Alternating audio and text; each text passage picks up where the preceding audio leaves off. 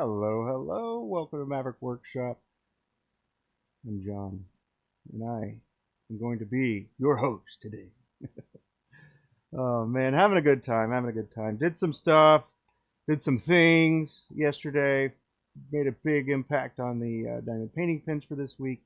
Made a fountain pen of the blanks that we are going to end up selling. Have another fountain pen from blanks that we're going to end up selling over there. If you're interested in looking at those, take a look. Let me grab a few. I just got them out today. Let's hop over here. Sweet. Let's take a look at these. So there we go. All right, yeah. So they're a little less green than one of the other ones. It's got a little bit more teal, but there's still green in there. It's just a little less green, relatively speaking.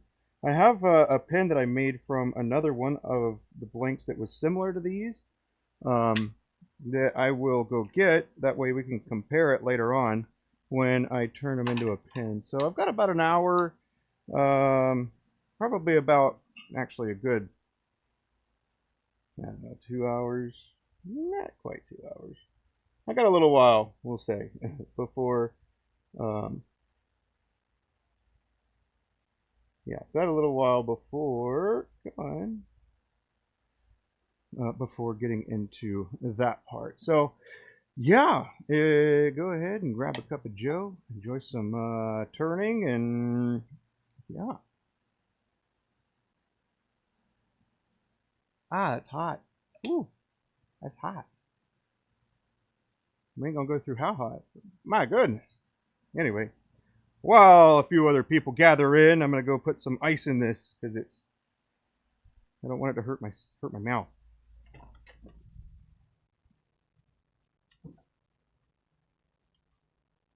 Ah, whoop.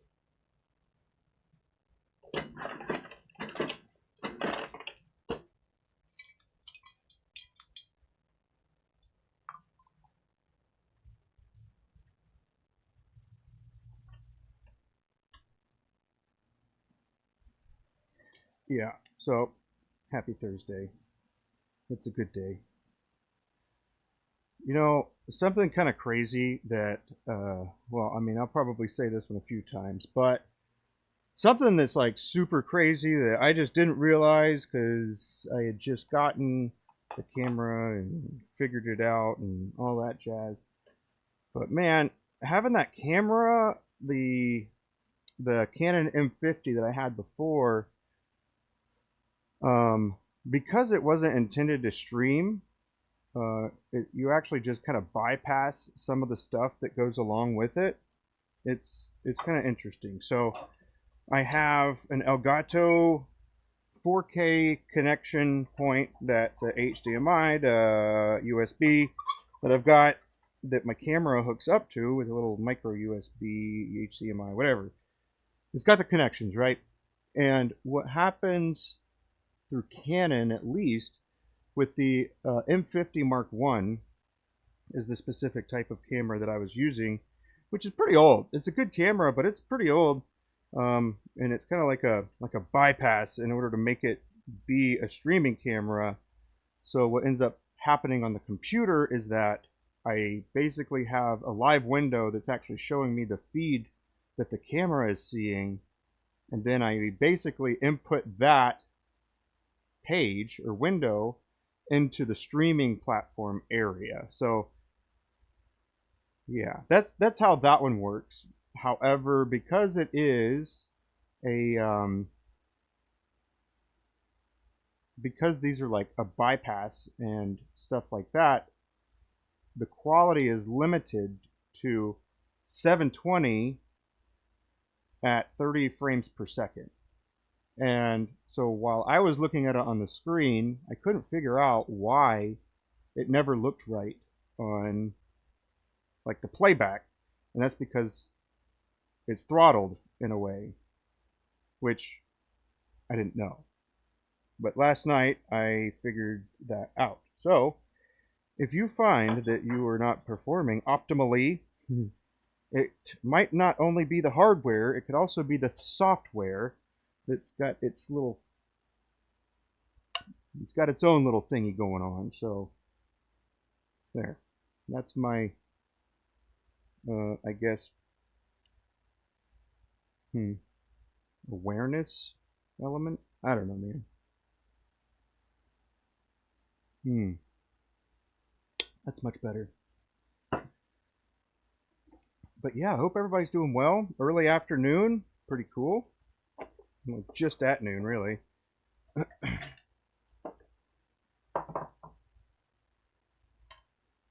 yes, we're going to be finishing these Ariel blanks here, and then we're moving towards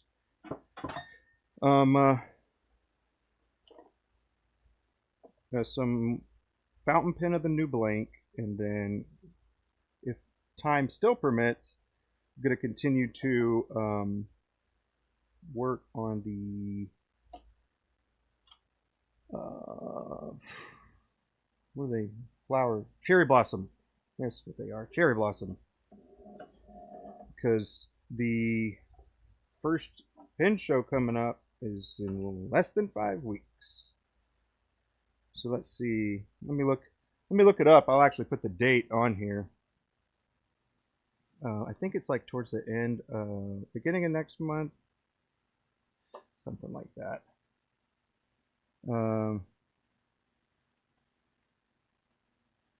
DC Pen Show 2025. There we go. The Washington, D.C. Fountain Pen Super Show will be held from July 31st to August 3rd. Sweet. All right, let's see. Let me go ahead and update my board here. We're at 788 subs, man. That earlier this week I was at 760. Man, y'all are coming in. Appreciate it. Let's see. Let me finish writing this down. So the Washington D.C. Super Show is the largest in the world, not just the U.S., but the world. And I'm pretty sure actually Japan is a pretty large one too. And then the other ones that we go to are the San Francisco Pen Show, and the other one that we go to is also, what is it? What is it? It is San Fran, DC, Orlando.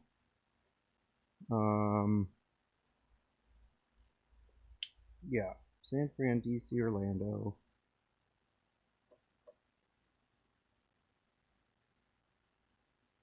Yeah, all right, July 31st, the DC Super Show, which is July 31st to August 3rd.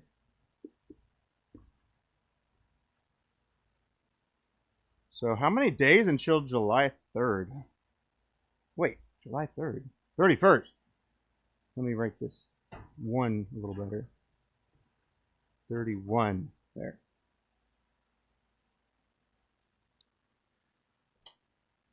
So, I don't know. I'd have to look at a calendar. And I don't know. Well, I'm not going to spend the time doing that right now.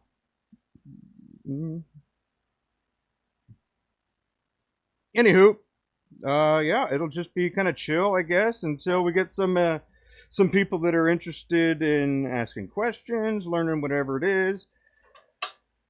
But as you know, I'll probably still chat here and there anyways. I've got Morty turned on. And now we're starting with a number 3.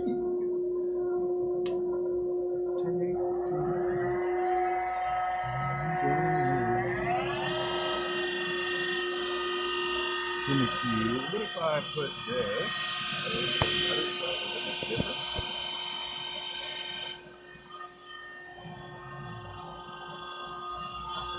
Sorry. It's hard to be in frame and so narrow, especially with the girth that I have in my trunk area.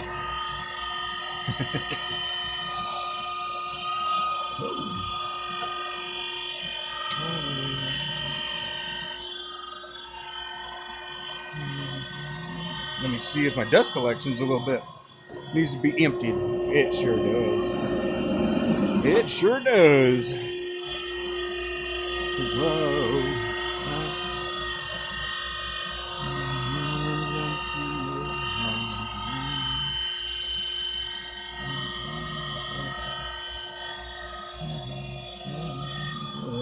Pencil.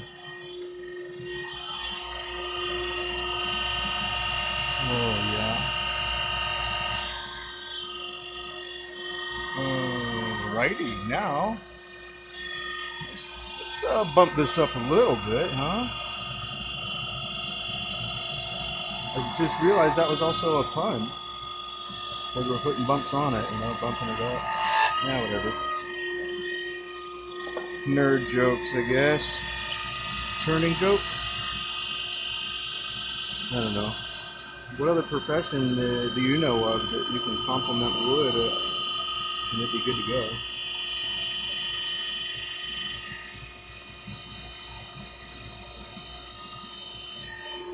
Is this considered a profession? I don't know, man. These questions are hard. Especially when you're working by yourself to come up with an answer.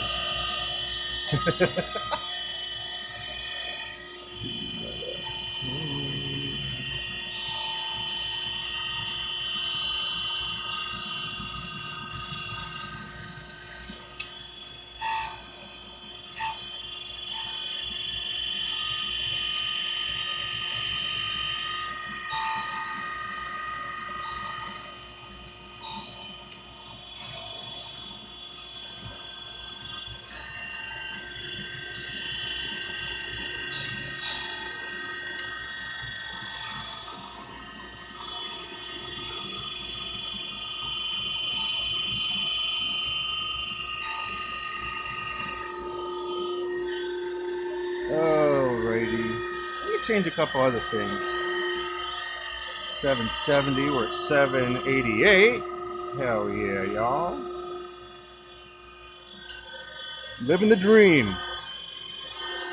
Where'd my blue go?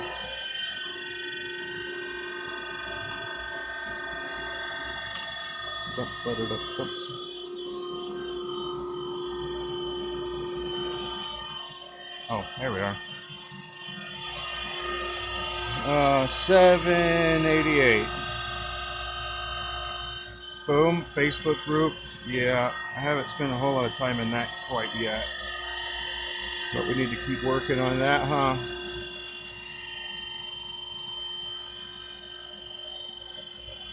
Let's see.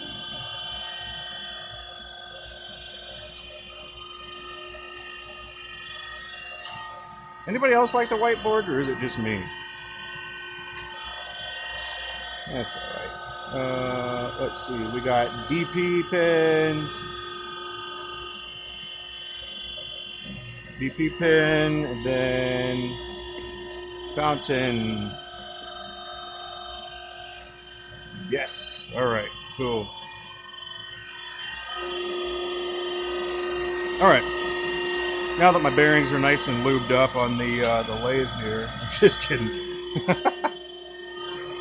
That's not really how it works, is it?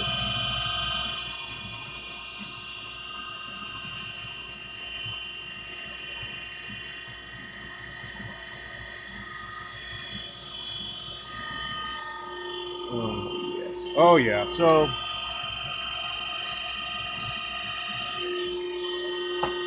looking good. Looking good. All right, here we go.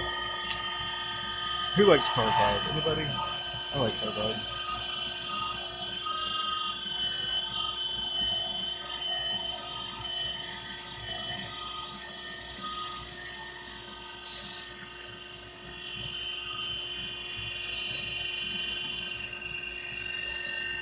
Unless I transition to wood, oh lord, for turning, I'm probably always going to use carbide. I'll try out different high-speed steel and whatnot, but it's one of those things. Right tool for the job, you know. It's the one that you know how to use and can do what you're trying to do.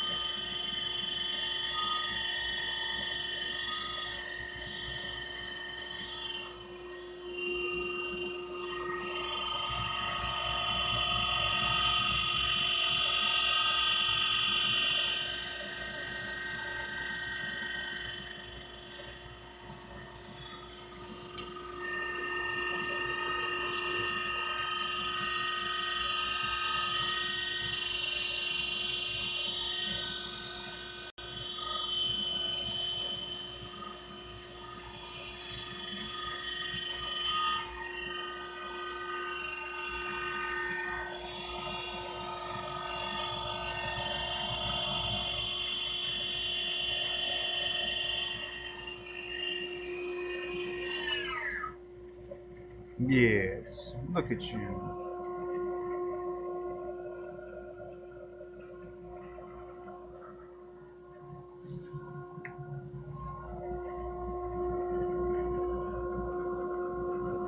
Goodness. Whoa. All right. That hole is snug, man. It's hard to get the bushings out.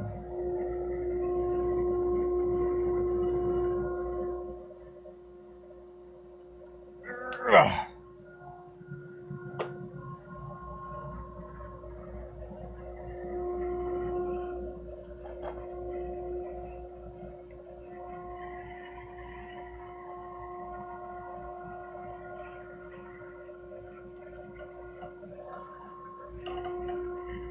I feel like I've got a horse blinder on with the microphone right over my right eye.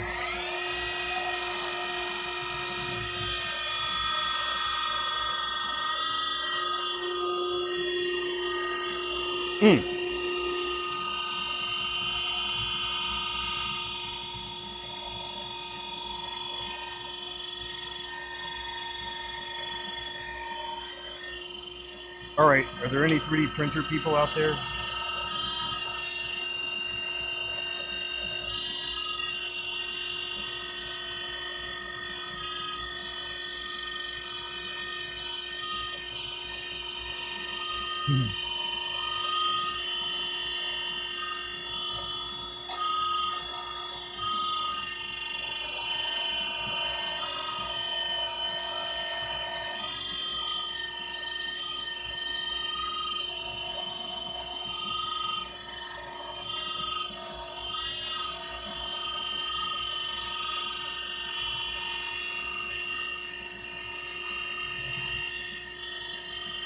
Oh man, the tunes are going good today.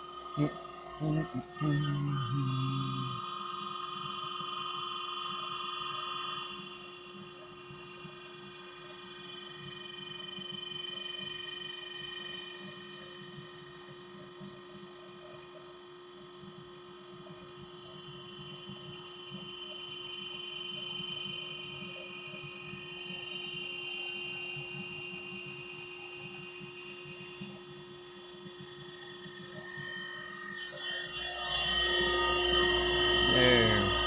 Hey, you like to be a little closer? Oh, good. A little better centered too there.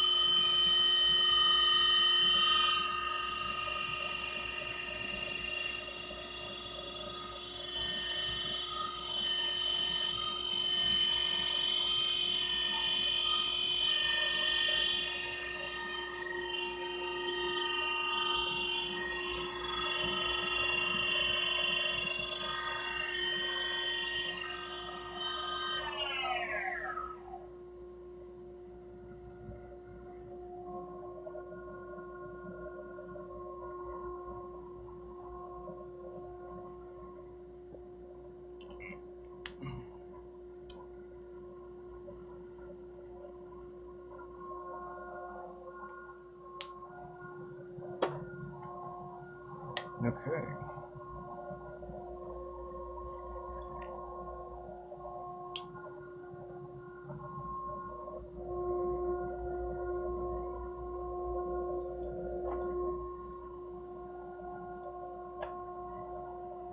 Oh, dang it. Why do I keep using these buttons?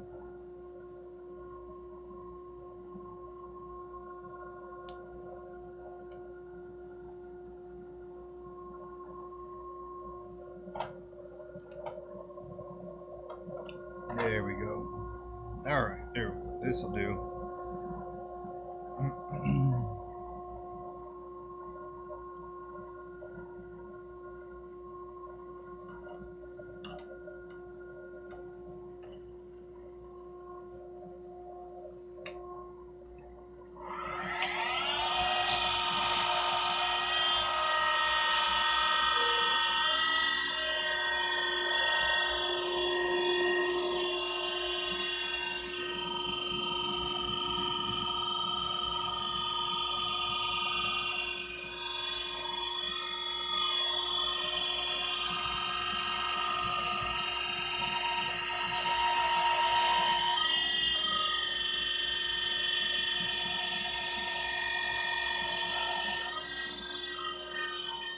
Hmm.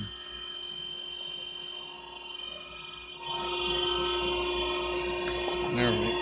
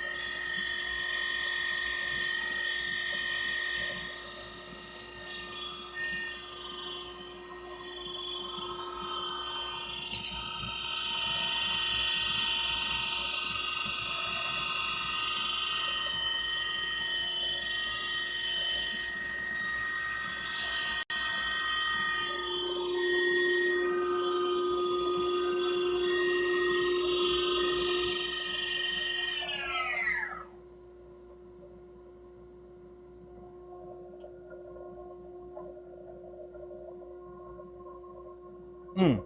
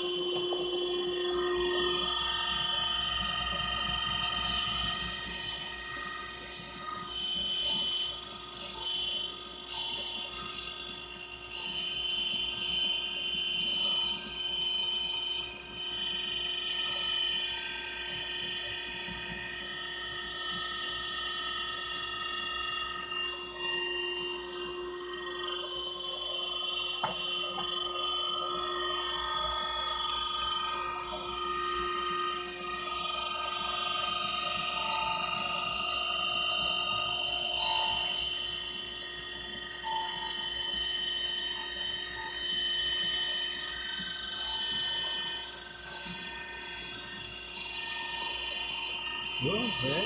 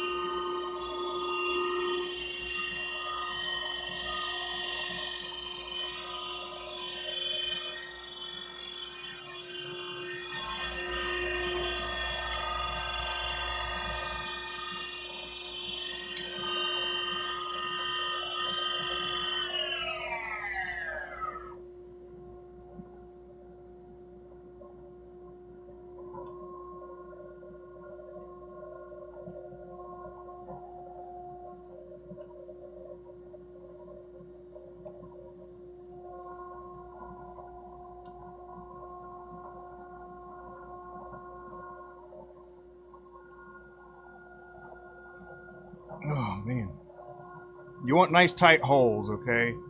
Nice tight holes, and that is what's going to help it so the tips stay in real well, so you don't have to worry about other people using like washi tape, although it still probably will end up happening. Just saying, you're able to get a... I'm not here. Oh man, Kevin, I don't know. I've been pretty productive. My brother. Hope you're doing well.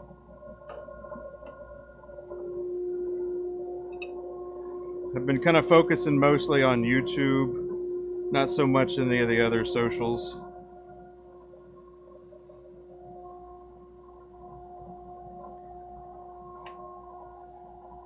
But yeah, man, hope you're doing well, and it's good to see you. Working on these last bit of the Ariel blanks for this week, and then I'll move on to a blank that's actually gonna be able to be available for makers.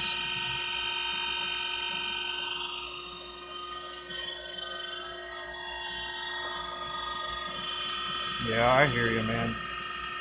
Again, let me know if you need, if I can do anything.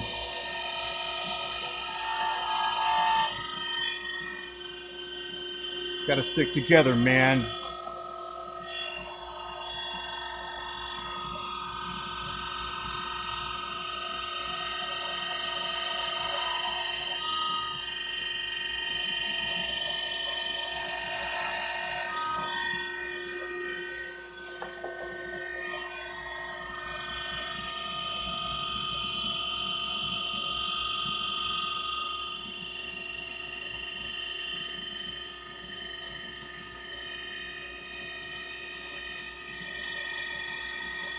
Yeah, the heat is definitely a killer. It was like 90 degrees yesterday in the shop.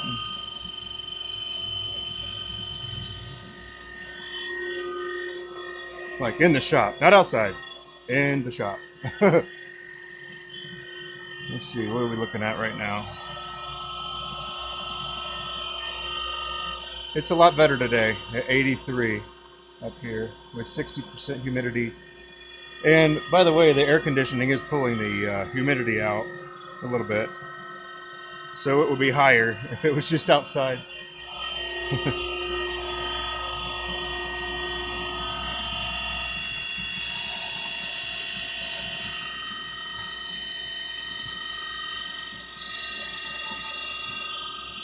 Yeah, it's toasty.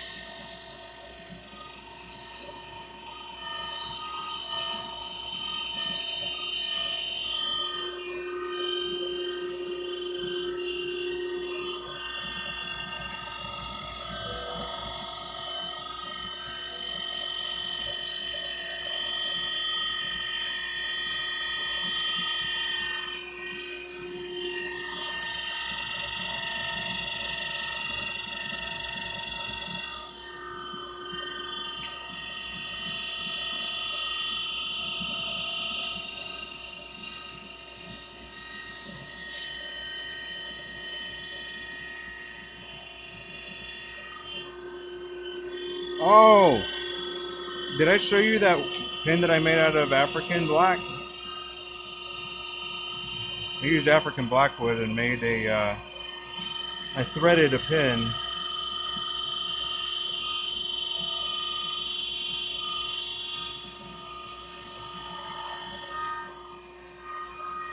But the color is not going to really show up, but it's still neat. It's a little bit shorter, really dark, got some brown in the wood as well. I didn't actually sand it, but there's a crack somewhere in this tenon. But yeah, pretty interesting.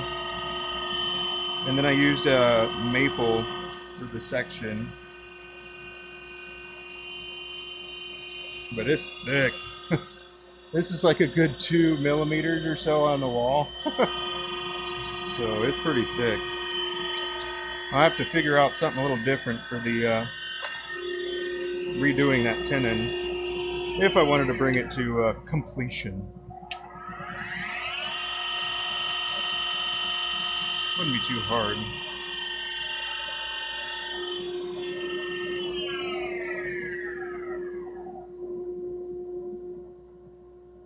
But yeah, I just had to be gentle with the threading.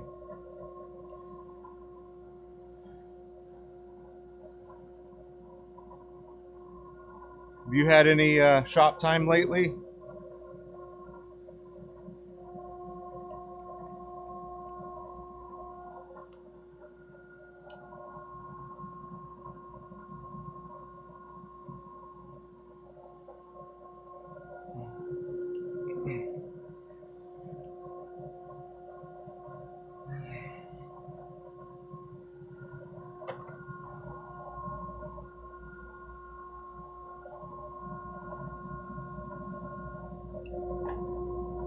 Thank you, man. I was pretty happy with it. I made it with my Nova chuck and my Jacobs chuck on my wood lathe. I didn't actually use my metal lathe for it. Man.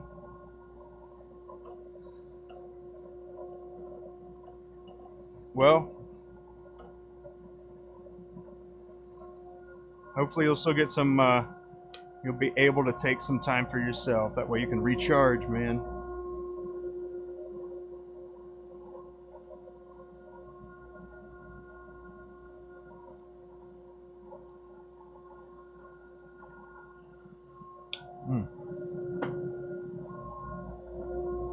Alrighty.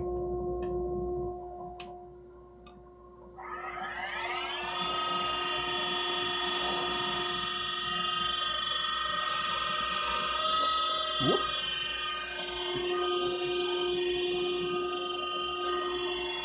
Oh, man. Oh, my dad's been coming to the shop too. You saw him the first day he was here, but he was pretty heads down. He had just learned one of the things that I wanted him to be able to accomplish, so yeah, pretty cool.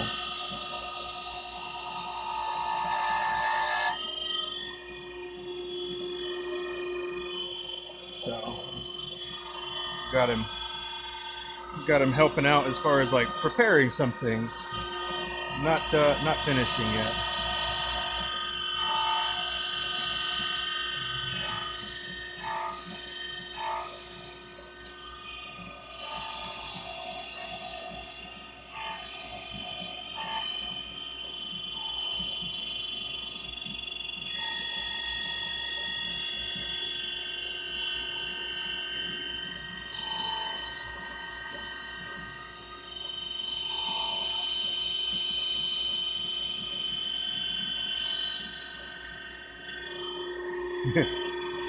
Yeah, he definitely likes systems and he likes structure.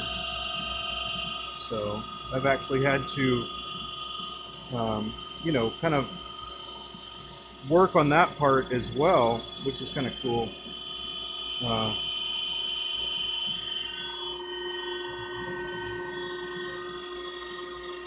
I forgot how it went, but it's one of those things where I didn't need to, so I never did. Now, because I wanted him to know some of the things, I had to reevaluate some of the things that, or the way that I was doing some things. That way, it could be more easily accomplished in a like a step-by-step basis sort of thing. But yeah, I guess it's one of those things where if you want to see like your tool being used to make whatever, just so you can see that it can be done, I think that's kind of one of the interesting things about pin making is you don't actually need a whole lot of stuff. A lot of people chalk it up as like, oh man, I need this and this and that, and but I can tell you, since I have all of that stuff, or a lot of that stuff, you don't need it, right? kind of weird. Like if your goal is just to make a pin, I can have you making a pin with a basic set of taps and dies, and yeah, basic set of tap and dies and a couple extra scrap pieces and a blank, we can do it.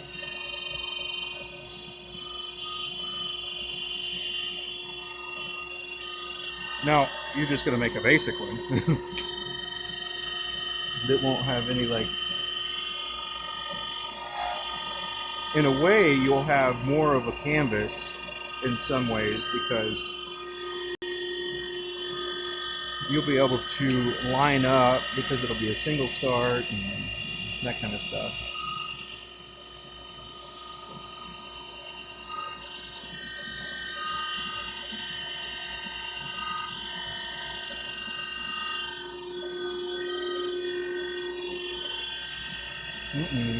There's a pigment pocket in there. How bad? Oh, you're ugly.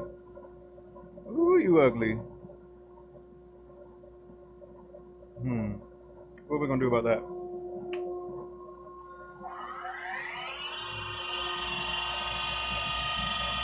Let's see. It's about right there. What's that gonna do?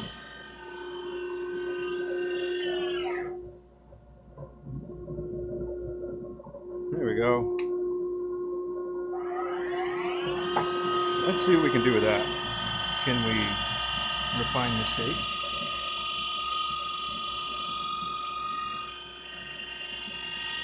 Or redefine the shape.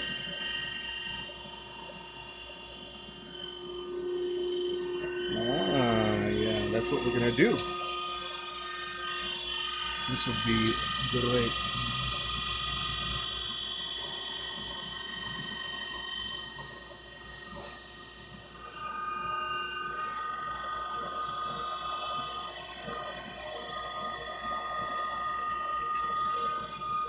There we go. Boop. Look at that. It was close enough to the end to where, boom, and it's fixed.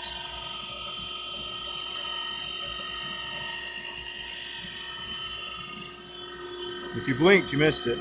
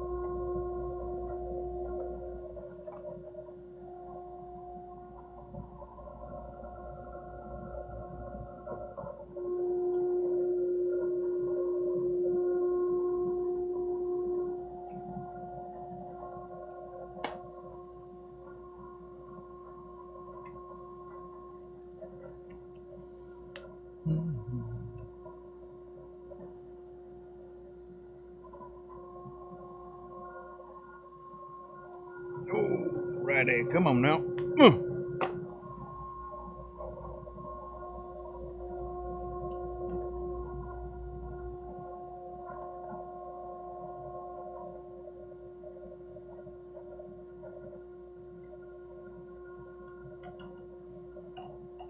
Oops. Whatever. I gotta get done all of it.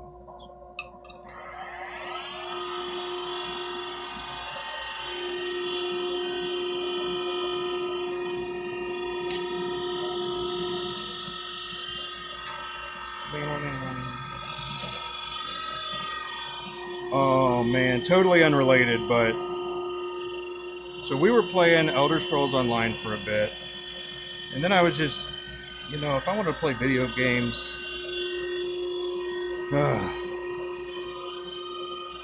I just missed WoW, I guess. I missed World of Warcraft.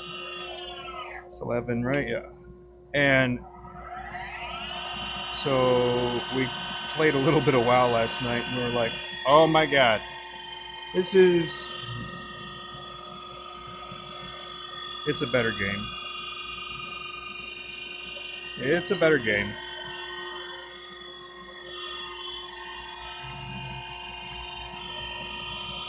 Like, I have somebody that's over, like, 180 combat power, whatever it is, the CP is, character points. But it's like, okay, I did that, now what? And then, to be competitive in PvP, you gotta have, like, all... so many points and stuff like that. So you can have all the passives.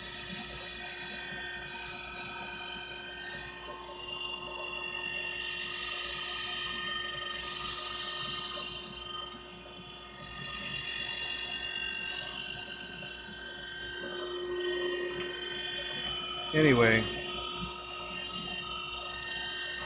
since we went back to WoW, there were some like new changes that you had to see. There's like a new stuff that you've got to get, like a belt, and then there's a new zone, an area, and all that stuff that we're able to explore. We're doing grinding of the delves, so the candles. So I think she'd probably be more interested in that. But yeah, we're gonna be cranking out some quests and stuff like that.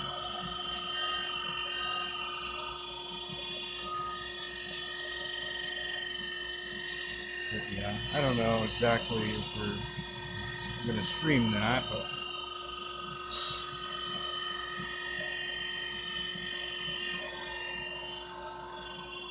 it was fun. Oh, but yeah, so something else about it is that there is basically a one button rotation. So the game will recognize whatever point that you're at, and it will make it so you can just push the same button over and over again.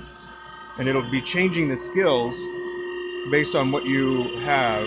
So it'll optimize your damage rotation, which is so weird. Like, it is crazy powerful. But I guess its intent was to, like, show people what the rotation should be with a particular build, but, you know, as with anything that's like a concession, it can be taken advantage of. So, kind of a bummer in that case.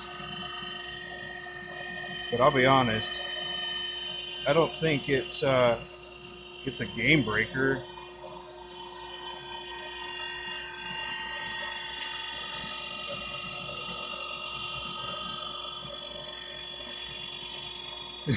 One of the complaints that I heard is that my hand's getting tired of pressing the same button over and over again.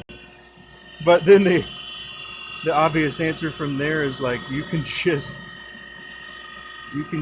macro the same button to another button as well, and then you can just change it and it'll be in the same sequence pattern anyways. So it's like a cast sequence macro that's like, there isn't a reason to learn it if that's the case. Well, okay, I guess my caveat to that is it's basically damage dealers from my understanding so far. I was playing Shadow Priest last night. I was playing Shadow Priest and I was doing some good damage, and I do recognize all the abilities being pressed. So you can press it and then you just keep pressing it over and over again. So if it's a cast, then obviously you can't be moving, but kind of crazy.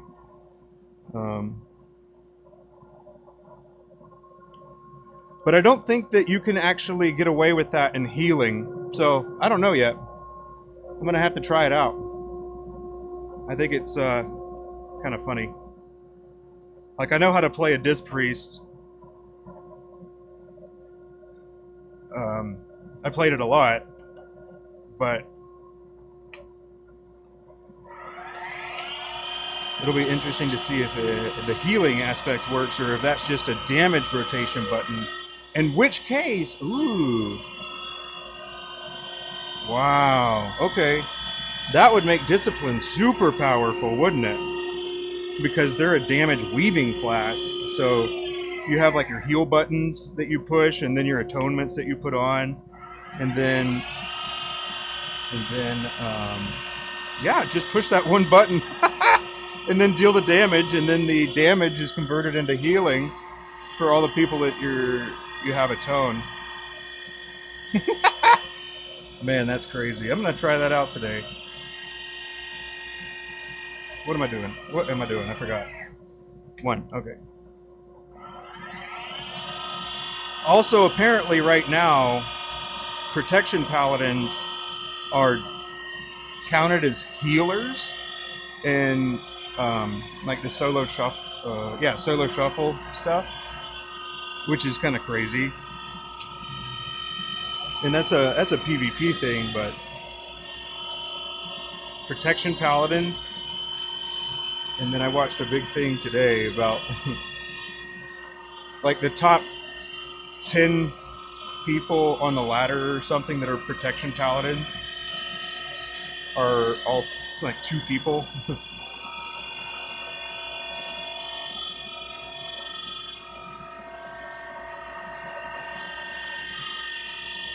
Anyway.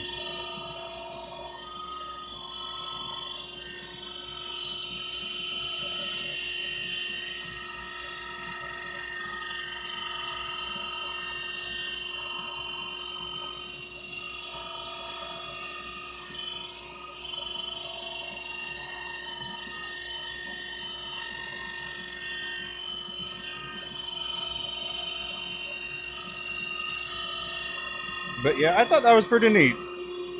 I think it's kind of gimmicky, but it really is just kind of a more advanced cast sequence macro.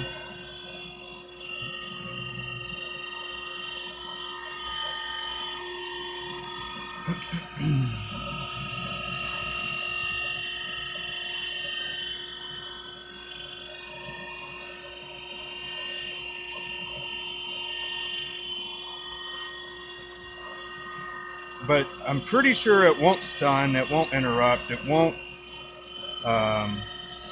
like dispel. I don't think it'll do any of those things, but I'm not sure. I still have stuff to play with.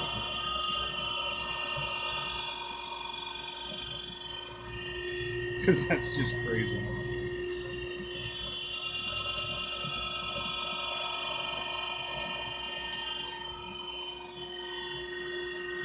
But, you know, in some ways it's like nullifying the significance of DPS, and or it's elevating the positioning or the healing and tanking skill, maybe to try and incentivize people that want to be like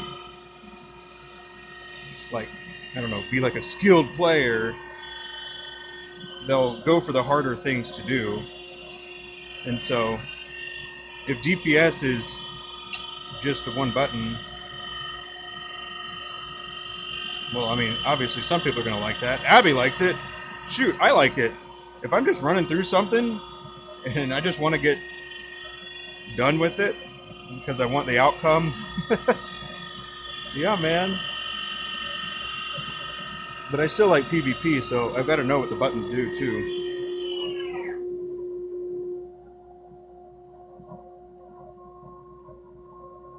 Anyway, I think it's funny either way.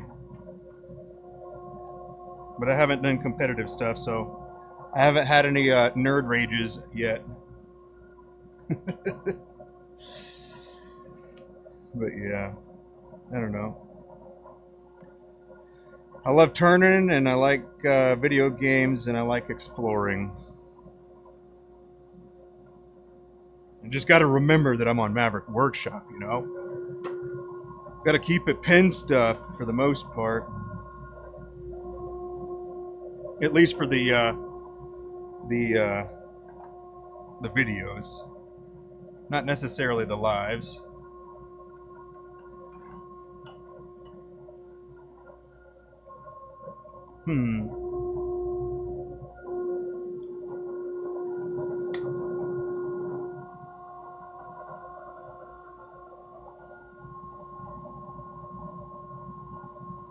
Oh, man.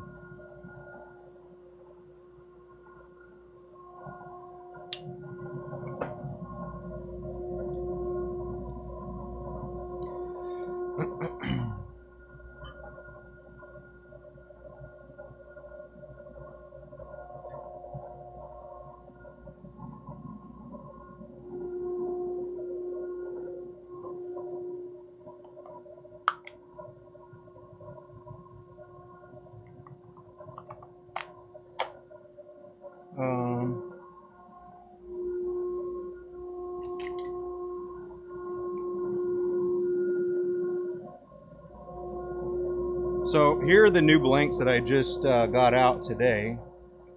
I'm going to make one of these into a pen once I'm done with these other dot dots right quick. But yeah, I'm going to make one of these into a pen, and these will probably be ones that will also sell as long as they're nice. But yeah, that'll be the second set Abby is going to be selling. What happens if I do post something other than pins? Well, it would kind of depend, because I've already got, a lot of the stuff that I do currently is, turning related, right?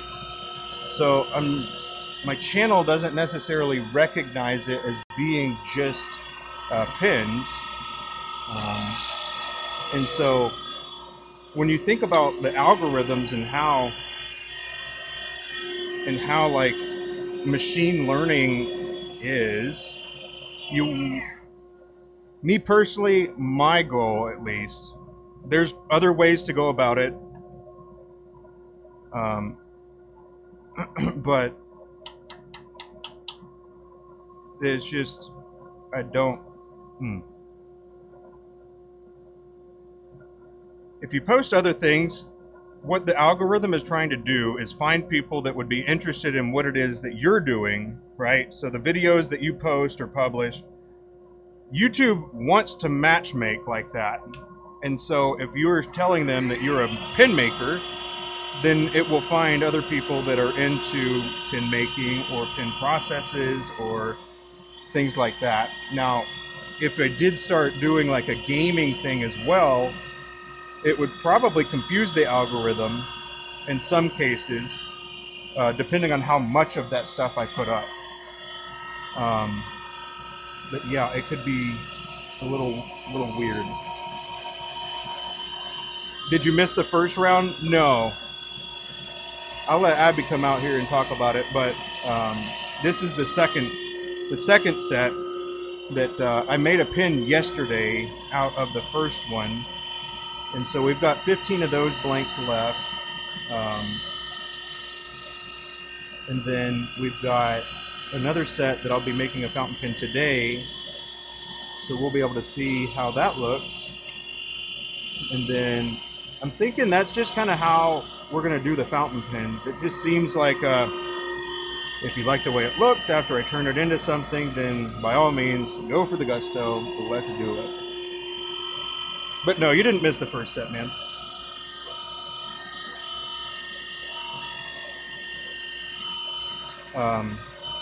But I did stream that yesterday, so if you were interested in checking that out, it's towards the end of the stream where I did that, and then you'll see the pin actually sanded and polished too, because that was one of the things that I wanted to make sure I was able to do yesterday. So yeah, that might be one of my things that I try to do on the daily. Well, on the daily that she makes blanks that I can actually turn into something. Turn them so it can be seen what they look like. But I'll show you the other blanks here in just a minute. Or are you going to be here for a little bit? If you'll be here for a little bit, I've got 2 more pins after this one, and then Abby can actually come out and give you the whole spiel of it, because I'm still getting my bearings about what it is that the exact directions that she's trying to go. So that's why it's good for me to hear it multiple times as well, so I can help her reach her goals, you know? You don't need to catch up. Just hop into the next one.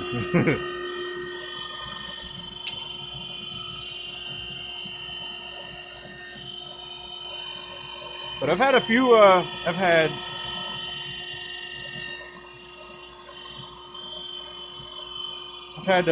Lawrence. He's been here pretty regularly. Vinny stops by pretty regularly.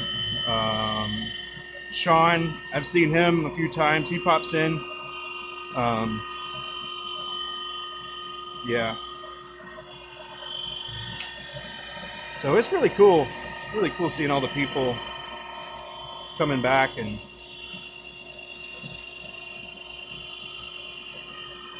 yeah.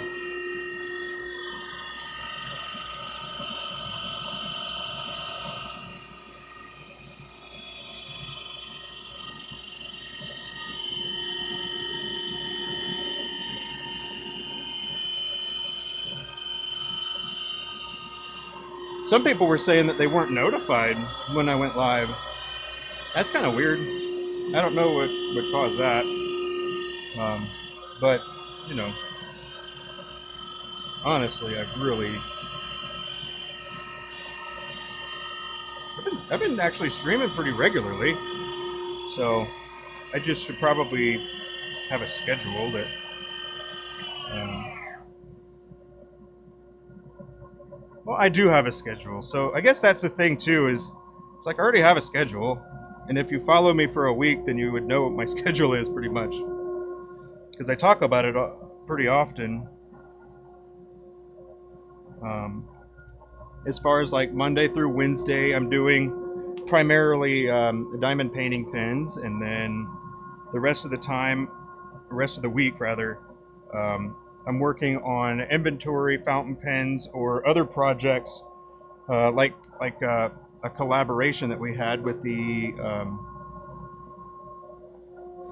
a local store. So we actually finished those. Abby was getting them cleaned, and then we'll take them over to the store, and she'll hopefully sell them. But yeah, pretty cool. But yeah, if you're gonna be here for like another 10 minutes or so, Abby will probably be back. And she can give you the rundown of that and also show you the blanks that are there.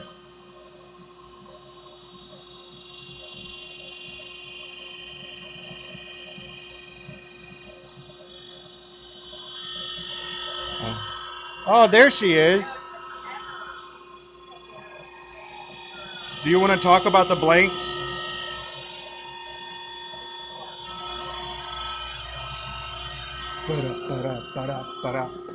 Wow. All right. Oh.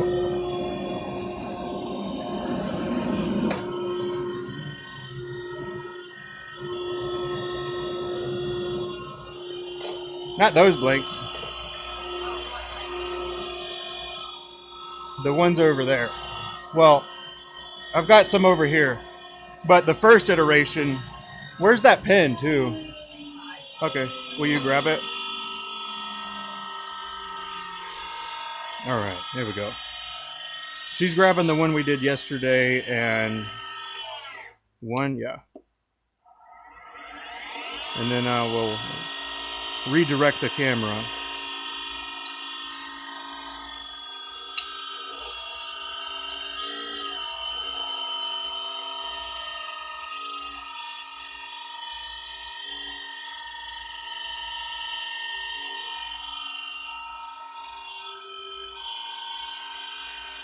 Ugh.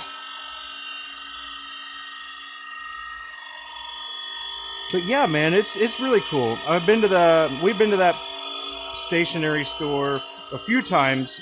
What in the? Yeah, we've been to that stationery store a few times, and then we finally went together, and then we were like, "Hey,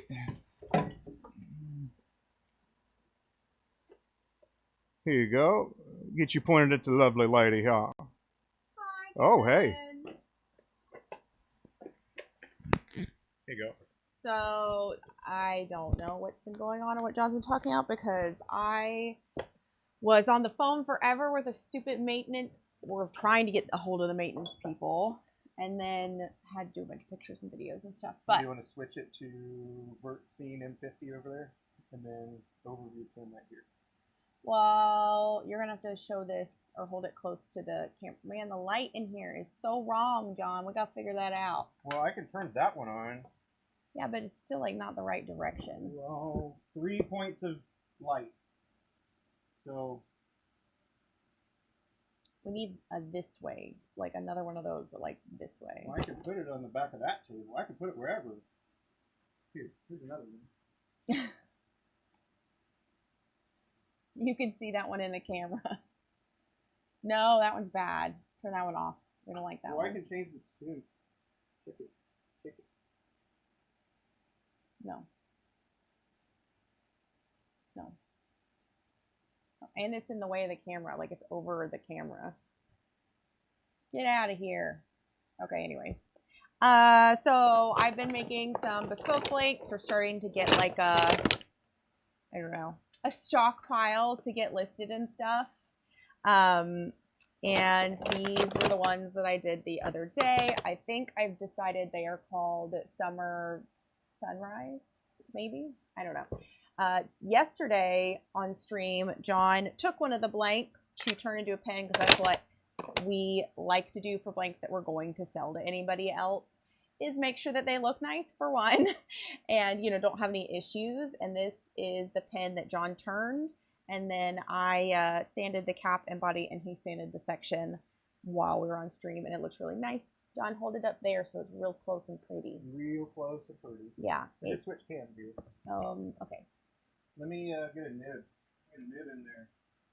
So John's going to show it up close, but it turned out really pretty. So I've got those, and then I poured these yesterday, and they're very similar to my alchemy ones that I did for the diamond painting pens, with the black and white and the very, very cool teal kind of color shift stuff going on here. So I think, did you grab one of these to do? There you go. How many of these do you have? Oh, those are the nib folder ones. Anyways, I poured. So kind of has an orange creamsicle. Yes. It's got a lot of shine in there that's hard to see. It's also got some like purpley pink going on, which I think, did you do the section from the top like normal for that one? Yeah. Some of them have a little bit more of the pinkier at the bottom. Got polish on the base of it. Yeah, I haven't cleaned it yet. It was on my little rack to be cleaned. But yeah, so I'm working on it, getting some blanks poured, and I wanted to do these two, but then I think I'm gonna go back and do some of our most popular ones. I need to do a bunch of the pastel prisms because that's what we get asked for the most. And then we had, was it Vinny was on yesterday, who said that he wanted pumpkin spice and alchemy, which is similar to those, and mocha mousse, which was the coffee brown ones we did for the color of the year this year. Alchemy, black prismatic, mocha mousse, pumpkin spice, and pastel. Man, I haven't poured like regular black prismatic in forever. I know. I've changed. I was saying that one's gonna be a doozy. Well, I've since changed the way that I pour those particular blanks, because I used to do them in a sectioned cup. Sweet. I haven't selected one. That's fine. I used to do them in a sectioned cup, but the separation was so inconsistent that I stopped doing it that way. So I'm probably gonna have to wait until it's a bit cooler to pour those, because we have ran into, because it's been so freaking hot here, that I have like less than 5 minutes to mix and pour blanks before they are like starting to set, because the resin, we keep it here in the garage, and it was like 90 degrees to start off with. So anyways, yeah, we did finish the ones for the local shop. I emailed her. Nice. So we'll figure out when she wants us to come in to bring them. I hope you're doing well, Kevin. Yeah, man, you hadn't had a lot of shop time lately. You've been dealing with family I stuff. know, and that happens to us sometimes too. We had some happy family surprises last week. We had a new nephew born several weeks early, and he's perfectly fine, but he was born, it's his youngest sister had her first baby, and he was born at home unintentionally. So it was a whole thing. And I was gonna hold off on telling that story, and well, I'm not gonna tell. Sure she's okay with I'm not gonna tell the whole story of what happened.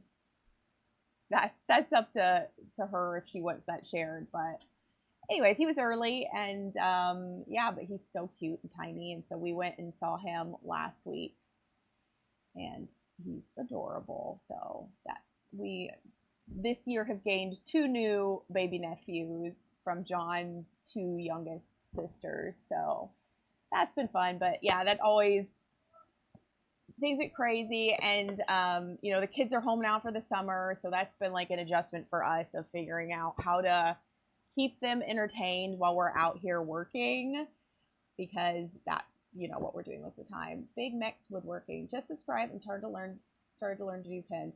Awesome. Well, you're in the right place. I'm Abby.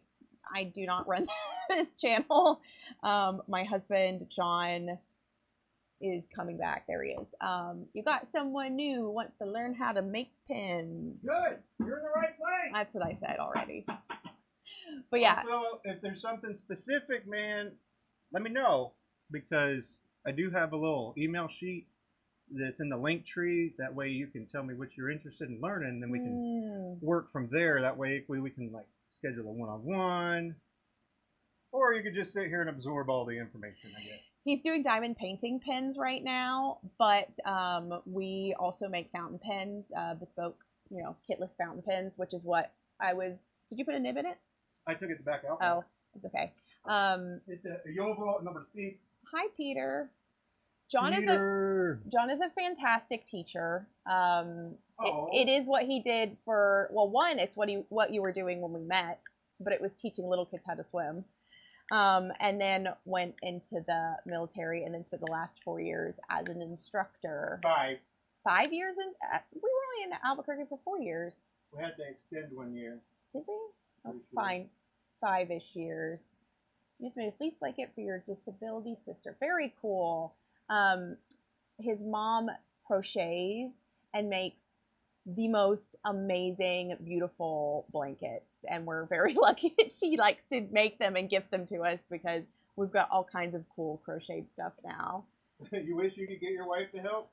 Well, she's actually got a mentor program for that too. Do I? No. No, only for people that are only for wives that are interested in wanting to be business partners with their husbands. No. Sorry. Oh, sounds like a lucrative business opportunity. Don't know that I could convince anybody to do what we do. But yeah, so tell you all the reasons why you shouldn't do it. We'll do a quick introduction since we got some new people here. So this is Maverick Workshop. It's John's channel. It's my husband John does all of the turning here. I'm Abby. We run 2 small businesses together, based on turning. So we started with kit pins. That was what you learned on, was turning some kit pins. And I turned like maybe 5 slimline kitten kits. And then wanted to go into making. I'm done with this. And then he went into making and learning how to do the kitless pins on his own. And you did some roller balls first, but we discovered that there weren't the kind of lengths that we wanted when he started out. So that's how I kind of got into it. Was I taught myself how to make resin blanks. And then from there, we started a business turning diamond painting pens, because his mom was a huge diamond painter. It's a craft, kind of like paint by numbers. So these pins have special tips to pick up the little gems. And that's a big part of our business. And then later, once John felt like he had perfected his kitless pin making, we started Maverick Pens, and do that as well. And we travel for some of the pin shows for Maverick Pens to sell. But I was making bespoke pins for about 2 years before I even sold any of them. Yeah, so we've been doing this for 5 years now, and like John said, for 2 of those years he was just repeatedly like learning, practicing and improving on the kitless pins. Kevin, you wish your wife wouldn't help sometimes? Sometimes I feel like that about him. Not about stuff here for like work, but like in the house, like at dinner when he's like, "Can I help?" And I'm like, "No, get out." Let's see, Big Mex Woodworking. You're just learning how to turn now, and you're learning epoxy and resin as well. That's awesome. I think it all goes together. Personally, when we started, we did work with epoxy some, and we're turning things like we made some really cool hybrid dragon eggs and stuff. And then we quickly realized that we did not want to work with epoxy, and turning epoxy is not our jam. Pick me one. Because this is a lot quieter. I'll just do this. Okay, hold on, wait. You should pick the least, the most median, the averagest. they're most average they're one. pretty similar. I can't really tell what they're gonna look like. I want this one. Just kidding. Okay. Anyway, sorry, I got distracted. We use Alumilite Clear Slow resin, which is a urethane resin. It is specially formulated for turning. So most of the pin blank makers that you find are going to be using that. There are a few other types of resin that people use, mostly other urethane resins for the same reason. Alumilite is the easiest to work with. That I found. It's the most consistent. It turns well, it finishes well, so that's what we use. Hi, Sean. We are chatting for a moment with some new people. This is the pen that was finished yesterday, and then I got those blanks out that I poured while I was in here. I don't know if John, is this when you pointed the camera at my butt? Anyways. Well, when you were loading those up, yeah. Yeah, so these are very... Pointing at your butt? You just decided to moon the camera. I had shorts on. But anyways, these are very similar to the Alchemy diamond painting pen blanks and the nib holders that we did, but these don't have the chunky glitter, which is what I prefer when we're doing fountain pens most time anyways. Use liquid diamonds the most mixing time. I don't think we tried liquid diamonds. We tried stones. We tried stones. Resin. We tried some other stuff. We tried Tim McKenzie's urethane resin that he came out with. Yeah. It was a very short little bit, and yeah, he just flipped that camera around. We were trying to get the blanks in the pot. That was what was happening. Which I hate when he tries to video me doing that, because I told you. At that point they're like trying to drip all over the floor and everything. But anyways, we have not used liquid diamonds. I don't typically need like a ton of mixing or open time. I'm pretty good at getting things in quickly, and I prefer the quicker set demolds and turn time to other things that like take longer to cure and stuff. You just got a pin mandrel. Awesome. What kind of pin? Like for kit pins or for what? Tell us. You're talking about a... Oh yeah, okay. Like that for like kit. Like this little guy is called a mandrel saver. This is the live center on this side. This is the dead center on this side. And then you put whatever bushings in here, but that'll only work if you're going all the way through the pin. So you'll need to have like a finial or something. That's like the only thing that I can turn is kits. But kits are a great place to learn. They really are, to just get in the groove of learning turning and stuff. That's his part of all of this. So along with the blanks, which is where I make all of our blanks, I also do the finishing of our pens, so the sanding, polishing, etc. So anyways, me or my husband, because neither of us really are, but thank you. I appreciate it. You can have a resin party. Boom! With move and several pin parties. Yeah, all the pin parties, Sean. We're very excited. We have a lot to figure out for them. I'm learning. I think I found the right place to start your journey. I think you did too. It's a good... we're usually streaming multiple days a week. I'll probably set up a schedule where it's like... John's trying to figure out a schedule. Monday, Tuesday, Wednesday, or Tuesday, Wednesday, I'm saying maybe not Monday. And then... maybe Friday, bonus Friday. Yeah. You're strong. Strong. Is that holy or holy? Both look fit.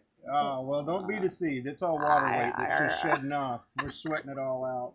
Don't be deceived. It's not as hot today, though. We were dying yesterday. It was like, it got up to 95 in here and 60% humidity, and it was miserable. Oh my gosh. It was so miserable.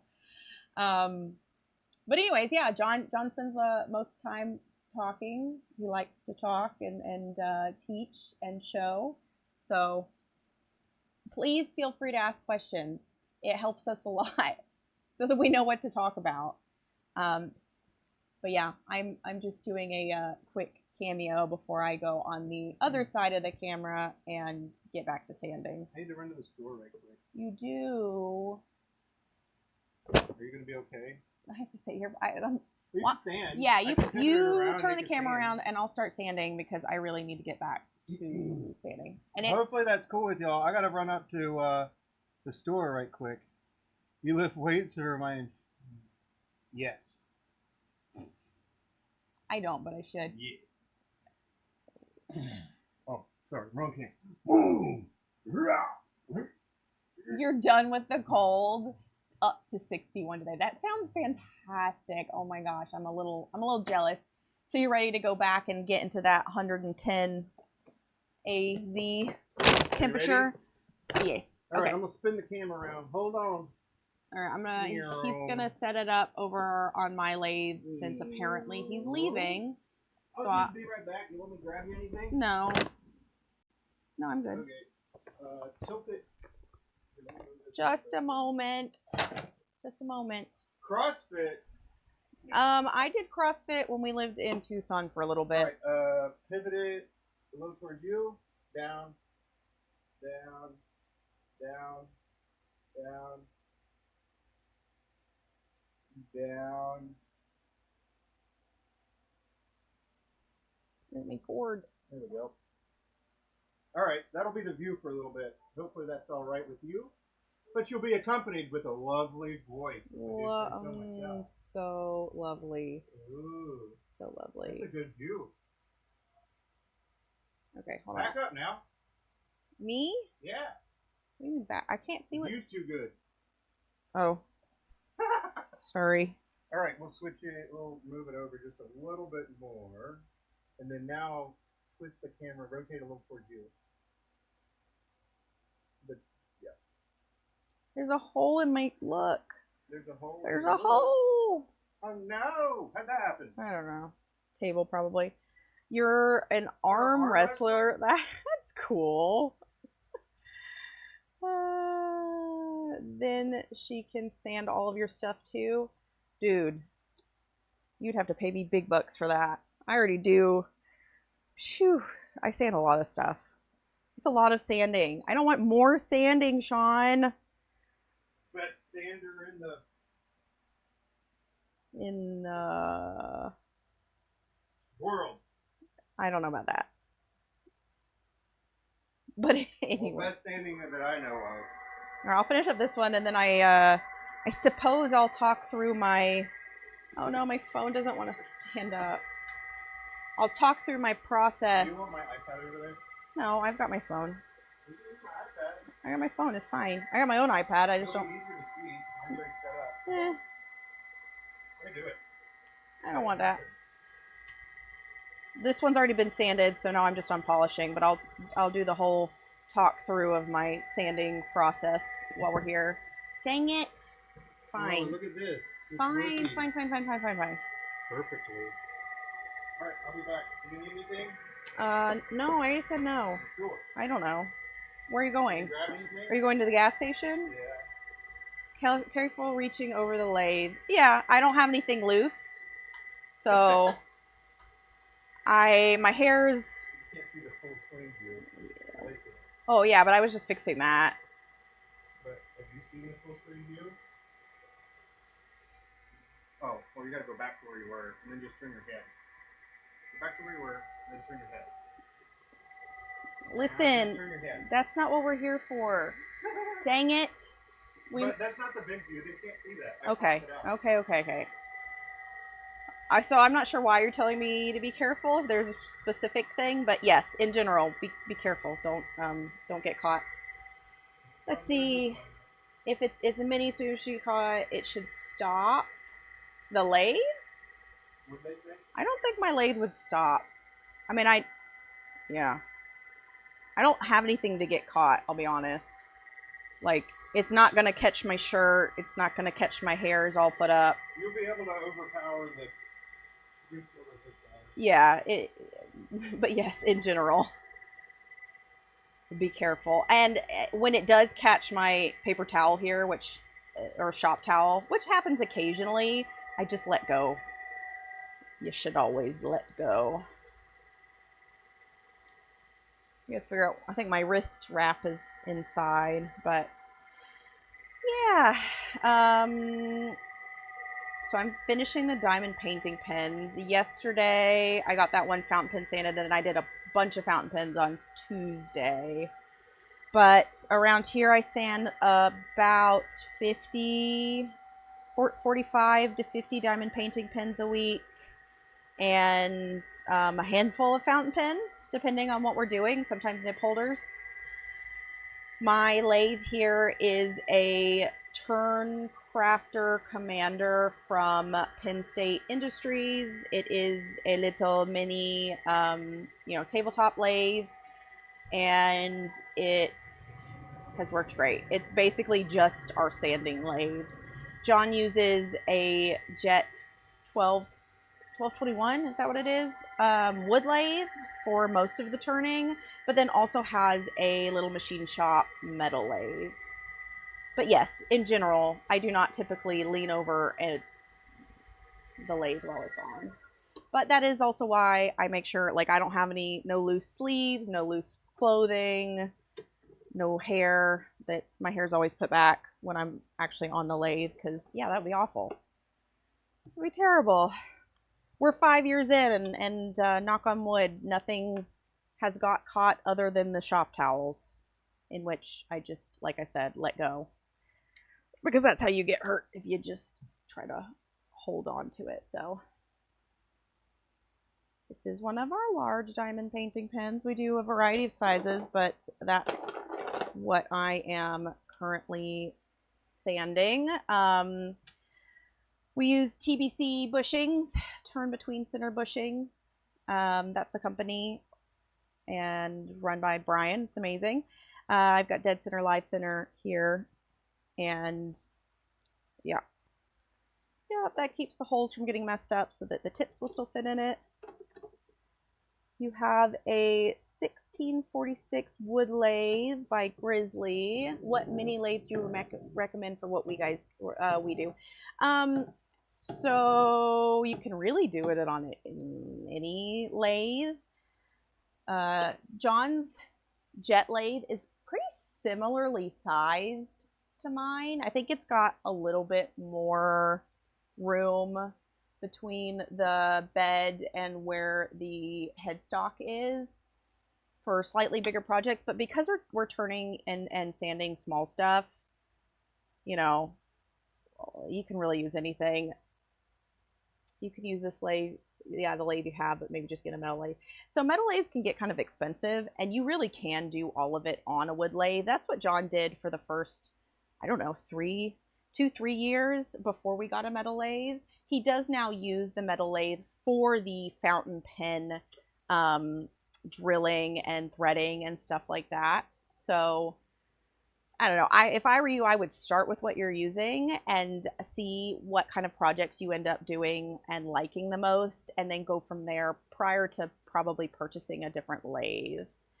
But anyways, so we do a 8-step sanding routine over here, and then a 6-step polishing routine. I use wet dry sandpaper that I have cut into little rectangles in my super fancy handy dandy Harbor Freight. I think it's actually US General. These are drawer whatever organizers. We wet sand to, 1, keep the dust down, and 2, to keep the temperature down while sanding, because the last thing you want is your plastic, item to melt, which I have done. I have melted things before. Not the diamond painting pens, but some other stuff that's like thinner. So that's just a price of learning, I suppose. But for these, because they're on the fancier side and have like the beading, I just use a folded up piece of sandpaper to get in between the beading to sand. I start at 240 grit and then go up to 2500. So, and that has just been over 5 years of sanding over 15,000 pens. Has just been the kind of my process that I have figured out. And these fancy little towel things John got me when he went to the Mid-Atlantic Pin Turners Association Expo thingy. And they're called Lathe Buddies. And we should have gotten them forever ago because they're pretty awesome. It's worked way better than the other stuff that I had on here before.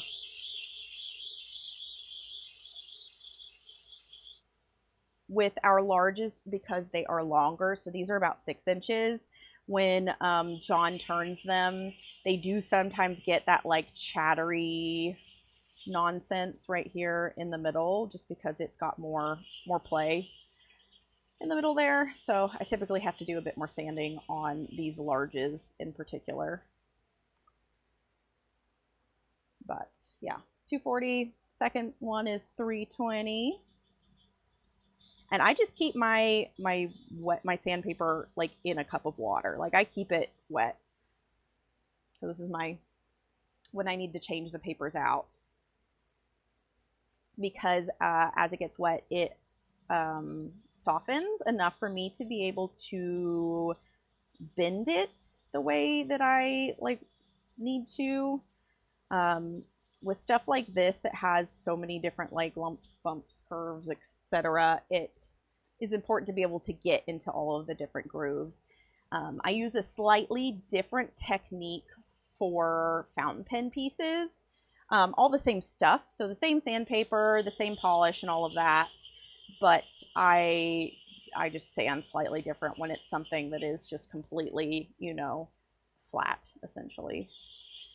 So I find, personally, fountain pens a lot easier to sand. They sand pretty similar to the way that you would sand like a kit pen, with the exception of the ends of the cap and body being, you know, slightly more difficult to do.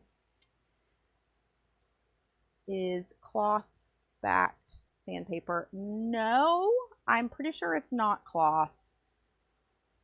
I can pull it up in a minute, but I have tried several other varieties of sanding products. I tried the Abernet, which is the one that kind of almost looks like mesh. It's supposed to help with buildup of, you know, the dust or whatever material on your sandpaper. I did not care for that.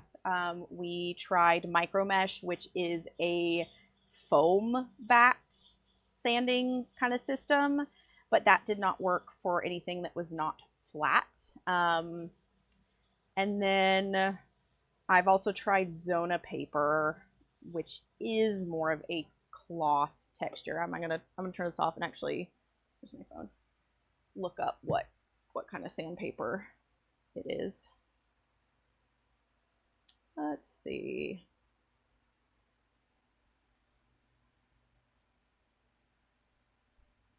Now I do end up having to order it. Like I can't go find all of the different grits that I need at like Lowe's or Home Depot or anything. They usually don't have fine enough grit or like the different stages enough. So this is wet dry sanding sheets. It is white fused alumina abrasive sandpaper. I don't know. That's just what it's called. I don't think it's cloth. I think it's just a type of paper. But yeah, I buy it in bulk and then I cut the pieces of it using one of those like guillotine paper cutters, and then I label like what step in my 8 steps that it is. Because when you cut it, you know, you lose some of the ones, like some of them will say what grit they are, but then other pieces won't have it. So I'm on 3, which is my 400. For wood, we do a completely different process, in like all of it. All of it is completely different. So the way that I'm doing this for the resin is the same way that I would polish any other type of plastic. So like I have also, you know, done acrylic stuff and things like that, but I would not use this method on wood. You don't want to get wood wet. So with that, you are dry sanding, and then For wood, there's several different finishes, just kind of depending on the project and the use case for it. So I would not suggest this for wood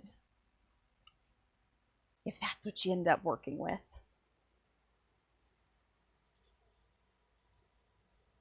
But yeah, 240, 320, 400. This is 600. If it was something that needed a CA finish, 600 is where I typically sand to prior to doing a CA finish.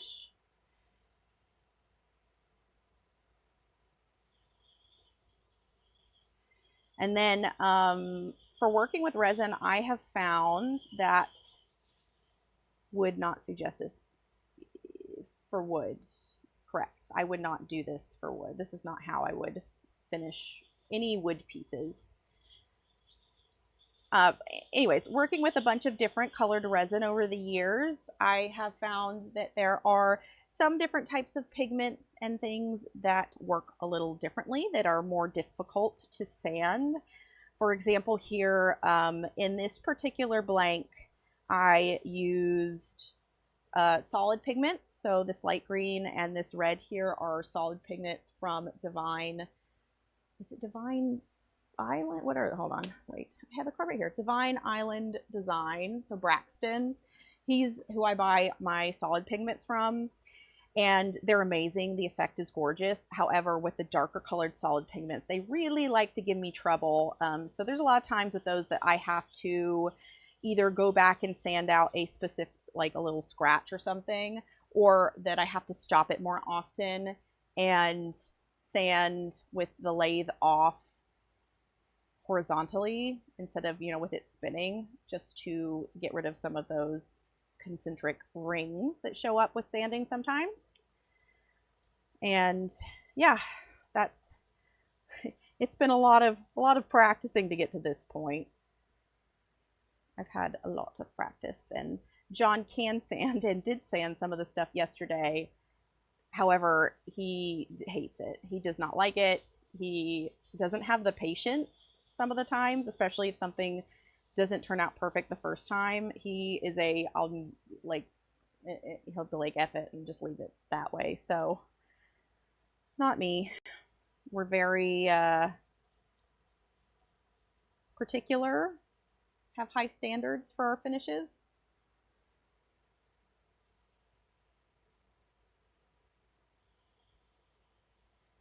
But yeah, these are, we named Ariel.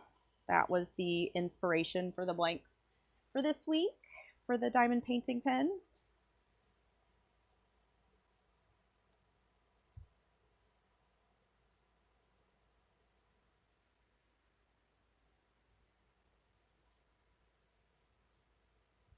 So once I finish sanding, I shouldn't be able to see any of the surface scratches.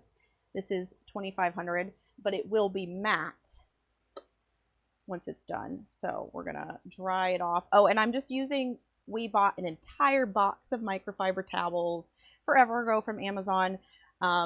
So I go through a ton of these to soak up all of the extra water while I'm sanding, and then we just wash them, and it has worked out great and a lot less waste than using all shop towels. So here we go, is the sanded but not polished. So if I was leaving this matte, which we don't usually do for diamond painting pens, but do occasionally do for fountain pens, I would not do any further. And I actually might even do like a step less than this. This is more of a almost satin finish than a true matte, but it feels really nice, especially for fountain pens. I often really like the feel of matte pens. So now that it is all smooth and has no scratches in it, we're going to move to polishing. And we have been using this particular polishing system for quite a while. This is, shoot, we must have tried a dozen or more like polishes.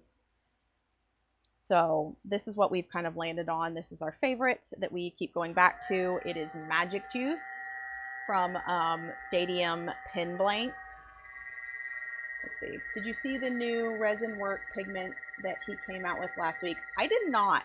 I'll be honest, I haven't been on social media a ton, especially the Maverick Pen social media. because it's just been a little crazy here. But I did not know that he was coming out with his own line. What kind of pigments are they? Are they really cool looking, or are they just like regular mica powders and stuff? I know he does a lot of YouTube videos and streams and stuff. If you're interested in learning some of the more like specific parts of pouring different resin blanks, I think he sells molds too, doesn't he, Kevin? He does a lot of stuff. That's, I don't remember his name. I like them. They're a solid color like Divine. Ooh, then I'll definitely have to check it out, because my only one complaint with my Divine pigments is that they have kind of a limited color color. I don't know. You can get custom ones done, but I am still on the hunt for like a true bright purple in a solid pigment that I have yet to find from anyone else. And I could mix it myself with the stuff that we have here, but I just, yeah, I don't. Sorta, he sells one. Oh, the blank, or the molds. I could be thinking of someone else. I could be mixing. There's, what is his name, Kevin? I'm like blanking on it. It's not Jake, is it? Isn't Jake Thompson somebody else? Another resin person.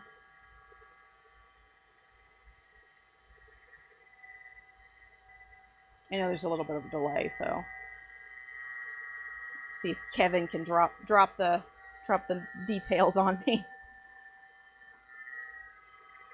You're thinking of Saturday morning cartoons guy.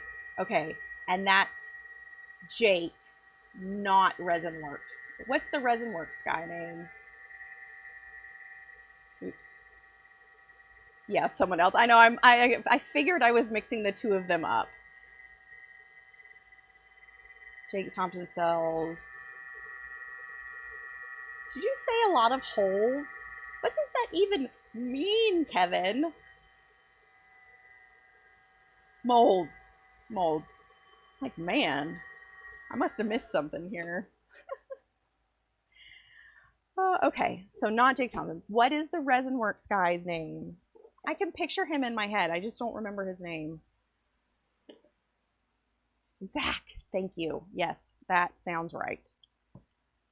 Okay, so I'm talking about two different people, but either way, both of them make a lot of videos about resin and pouring and all of that. Where are my pliers? There they are. Oh, and this is just silicone tubing that we use to grip the bushings to pull them out and then keep them from running away from us, because I have lost many a pair of bushings that have gone into places that I can't get them out of. So yeah, holds my hold. I'm trying to speak to text molds. I got it. It just took me a second. But yeah, cool. I'll have to go check it out. There's some of the stuff that I don't know, I should spend more time keeping up with whatever's going on, but I admittedly, running the multiple different like businesses and social medias that are like necessary for pretty much any small business nowadays, I get very burnt out on it. So sometimes I have to just like not pay attention, if that makes any sense. You hate your phone.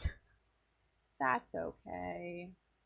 I gotcha. We got to it in the end of what we were talking about. But anyways, in this particular blank, I have two solid pigments. I have two mica powders, and then like a translucent with glitter. So each of those different things that I've put in the resin here likes to sand a little bit differently. I often find that either the mica powders like sand the easiest for the translucents, but only if it's not a super dark colored translucent, because again, dark colors in general, and there goes my sandpaper. Dark colors in general are more difficult to sand. You can just see more. So usually everybody's least favorite thing to sand is a true solid black, because that's an absolute pain in the butt. And then for us, we we don't buff our finished stuff because I sand and polish to such a high shine. I don't find buffing necessary. I find that it kind of takes away from it more than adds. Plus the fact that with buffing, when you're building up wax, you know, on the surfaces, that wax is going to wear off, and then you're going to end up with kind of a different finish after it does wear off. So I don't know. We buffed at the beginning when we were using Dr. Kirk's magic paste or something like that. It was like a 3-step wax-based paste, and it just did not sand or polish up to the shine that we wanted it to. So you guys make your own resin, so I can just watch all your videos to be as good as both of you. I do make all of our resin blanks. I'll be honest, I don't think I have any videos up of my process of pouring blanks. So if that's something y'all wanted to see, I would be willing to teach that.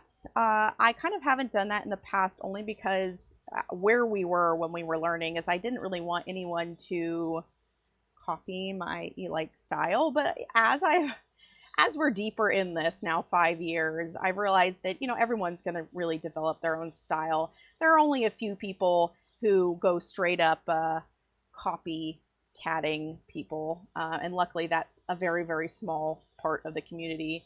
So let's see, Kevin knows, because I've complained multiple times on videos and streams that I do not typically enjoy being on camera, and John usually I end up being on camera anyways because John asks me to come do stuff. So I'm getting used to it. I'm working on it. The encouragement's nice. Let's see. But yeah, we're 5 years in and a lot of projects. So the biggest thing truly is practice, practice, practice. Hello, it's Ben, right? BW Wood Turning. John's better at names than I am. He left me here. He left me here to go to the store, and now I'm having to stand on camera. That's okay. We're having a good time. Today is I guess, parts diamond painting pen stream, and then John's going to be working on some fountain pens later while I'm still sanding the diamond painting pens. And then Kevin, we were talking about this before, but one of the things John and I also like to do together is play video games. And we played WoW for a very long time together, and then kind of took a break and tried out Elder Scrolls Online, and we're back to WoW now. We're just not as big of a fan. So he's got a Twitch too. They had a lot of company over. You did watch. Glad to see you found John. Anything you want to learn about him? That's so nice. John's gonna love that. We were talking about he's a really good teacher. Me, not so much. He has more in the patience department in that regard than I do. But that's probably because that's what he did for part of his job. And we were talking about this a little bit the other day, but he does have a sheet up if you go to his link tree, which should be linked in the description. That is essentially like a I want to learn this kind of questionnaire to figure out if anyone's interested in getting some more like one-on-one on like Zoom or something kind of thing going on, if you'd like to learn some more specifics or have him go into detail. And he's back. We got we don't have to order these online. Oh, yeah, for, like when they're on deal. That's what we used to do. Let's see. The best part the best part of the stream is when Abby takes over. She is better looking than John. You're so sweet. It's been. Well, that makes me very happy, and maybe I will complain less about coming on streams then. Well, I'll just let you have the stream until I finish the dot dots. How about that? No. I just got 2 more. Oh, fine. You only have 2 more? I want to do these resins and found them. Now I'm watching because this is what Michael Wilson was telling me to learn. There's a lot to learn. I mean, there's a lot of things along with the whole resin world and crafting world and turning, and like there's a million things you can do. So many different projects. It's been very fun skills to learn and to be able to like pick up some other things, and like they're great for gifts. We have bought many a different kind of kit and things for John to make for gifts for like family, and looking better than John is not too hard. He can see your comments now. He is back. He's just over there. Oh, you're gonna hurt his feelings. I'm in a corner, crying. He said he's crying in a corner. So mean. I don't know. You had the other guy that said that you looked real fit, buff. Well, he said you both look fit. Yeah. So that is not an individual compliment. Fine. Somebody compliment John quick. What? Oh no! Looks like she does all the hard work. I don't want pity compliments. All right. Y'all are gonna make it so John's mad at me. You have to. No, I won't get mad at you. You have to be nice to him. He does all of the turning. I do not turn a single thing. So what he does has a much higher skill level than what I do. I am somebody who is exceptionally well at repeating the same task over and over again, if that makes sense. So we're about as opposite as you could get in that regard. So it works out well for what we do. But yes, I do. I wear a lot of hats in our business, and then John's hat is equally as big, just it's very specifically the drilling, turning, little kind of like functioning, making things functional. Sean, you're cool. Did you fix the camera so they can see you turning? He can't hear me.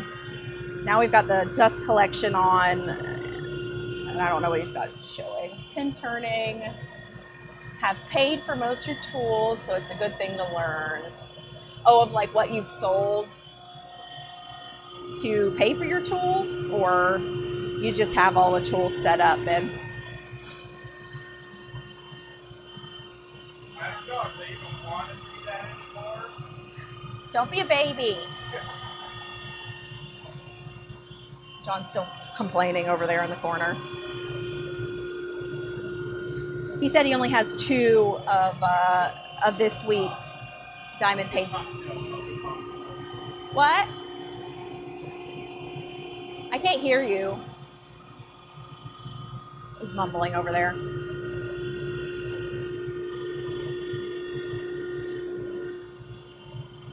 There we go. So he's got 2 more left of these to turn, and then he's going to start working on fountain pen stuff, I guess. Maybe that new blank that we just took out today that I poured yesterday, which should be very pretty and color shifty. And I still have quite a few to sand, so I've got my bucket of ones that I'm working on right now.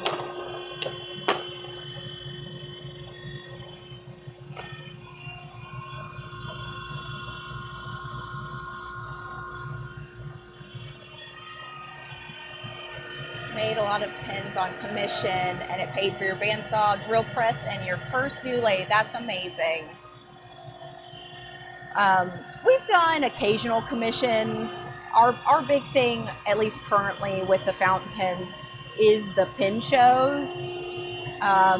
But we'd like to do a little bit more with that. We're just kind of throwing some different designs and things around and figuring out exactly, I don't know, exactly what we want to offer, because our big thing, excuse me, in the pin world is wanting to make sure that we're like staying true to ourselves and like doing stuff that's like different and innovative, and because yeah, I don't know, that's just kind of our vibe in general. All done in 7 weeks. Holy moly, you must have been busy.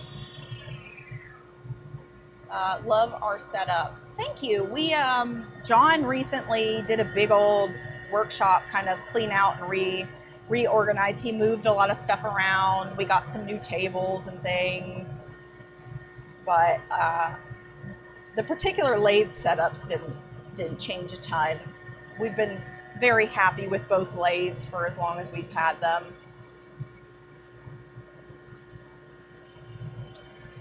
Have you seen my new lights? They are awesome. No, I need to go look. Oh, y'all are confusing me. John knows what you're talking about. Well then, John, have you seen his new lights? Oh yeah, they're great. They're so bright and mighty. So bright. Well, I think we need to get new lights in here. Ours are like motion sensory ones, and you can tell the sensor's getting tired of us, so.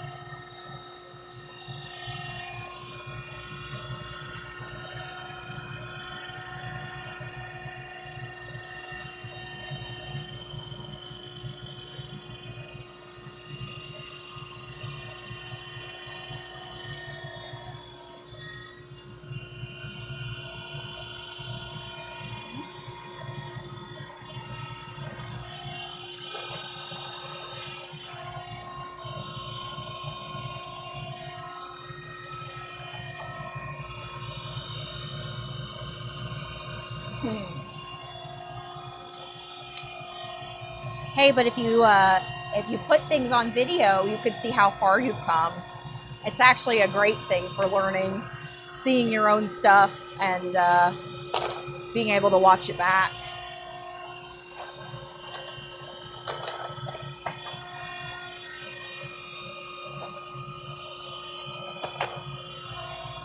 I say that, and I haven't let John record me doing anything, like, ever.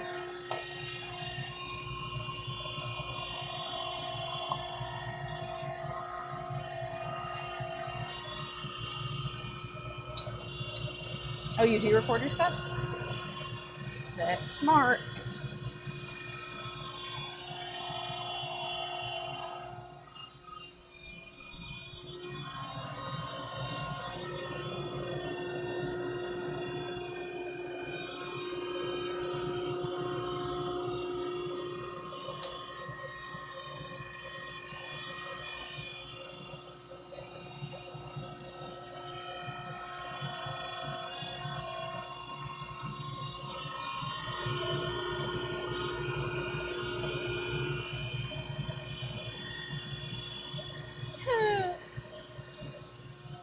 Everybody messes up, y'all. That's part of it. Handmade. It's part of the process.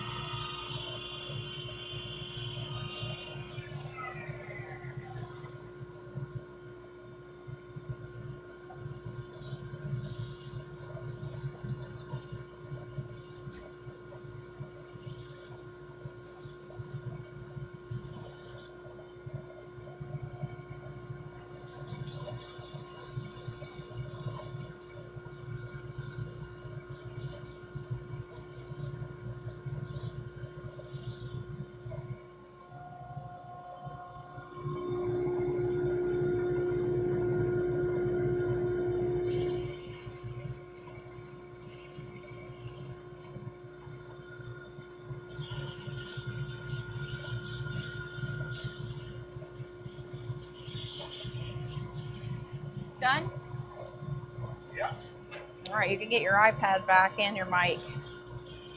Fix your cameras. Can I turn where do you want?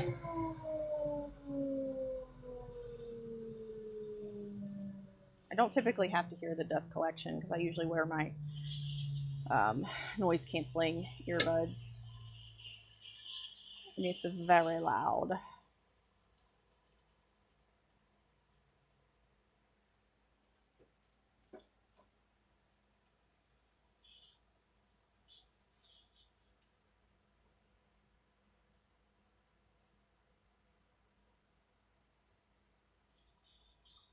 All right, John's gonna get the cameras moved around and set up to work on a fountain pen, right? Hello. I am currently sanding right now, and John is switching cameras around so that he can get a fountain pen turned. And then we'll switch from me talking and being on here to John, who is, I think, more entertaining than me and talks a lot more than I do.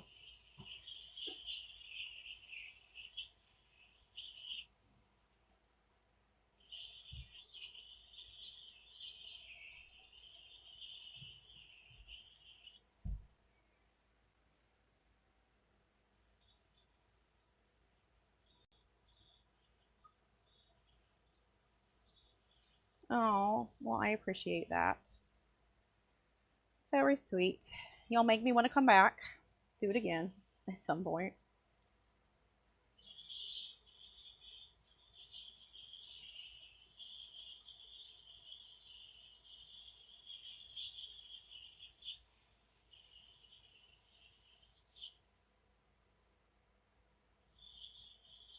I feel like the sanding and finishing of things is like so boring to watch compared to turning.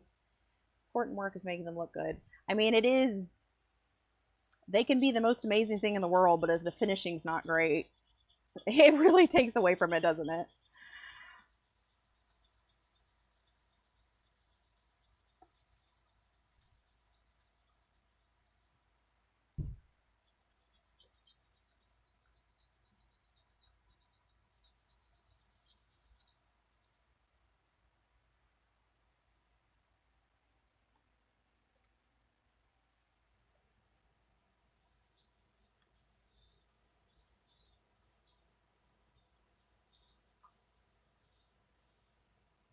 You don't want to keep that cam?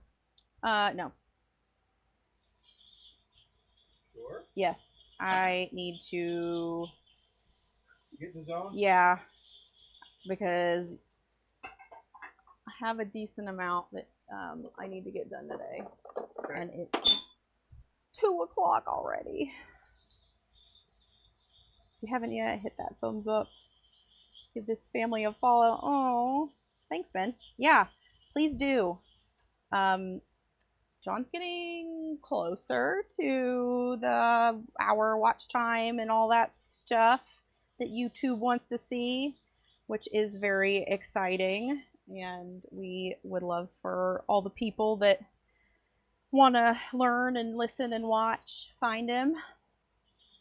And we are a veteran owned and truly family run small business.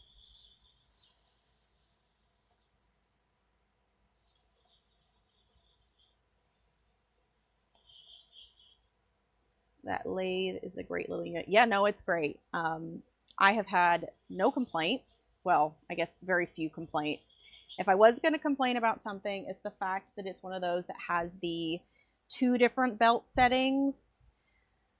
And with what I do for sanding and then needing to polish, I'm not going to go change the belt in between those things. So my max at this belt setting is only about 1,600 or so. So that would be my only complaint. The size is fantastic. It is variable speed, which is great. And the finish has been fine. Like it's funny because when we went to buy a second lathe because at first, you know, John would turn and then I would sand on the jet over there, which we realized was incredibly inefficient and wasn't going to work. And we went and bought one of those little Harbor Freight, like this size Harbor Freight lathe, and got it home and set up. And it was the most garbage thing we have ever tried. It was so terribly made and finished. I think I cut myself on like a part of the bed because it was so sharp. And then the live center and dead center, like it was off. It was not. It just was bad. So we went and returned the Harbor Freight one, and then got this one, and it's been great for its price. I really don't need much more considering I'm just sanding on it. Let's see. Well, we appreciate that. There's a way to change that. I can guide you off stream. Oh, for the belt? Cool. Yeah. Send us an email or something, or whatever. Now their new power line is great. Oh, from Harbor Freight? I'll be honest, we haven't gone in a while and like actually looked at the stuff just because we haven't really needed anything else for a hot minute. You will lose some torque. Oh, he's gonna have you do like the little. No, Ben, we're not gonna do that. John said no, Ben. I don't know what it is, but John is saying no to it. I don't really. Mess up with the plate. He said yes. The circuit plate or whatever. Oh, I am not taking this shit apart, and John shouldn't either. We have our strong suits and our things that we probably should not do, and that is on that list of things. So funny.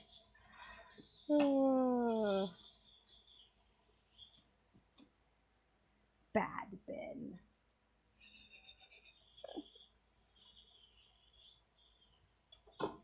Because knowing the both of us, it would just get messed up, and then we'd have to buy a new lathe, and then we'd be mad about it.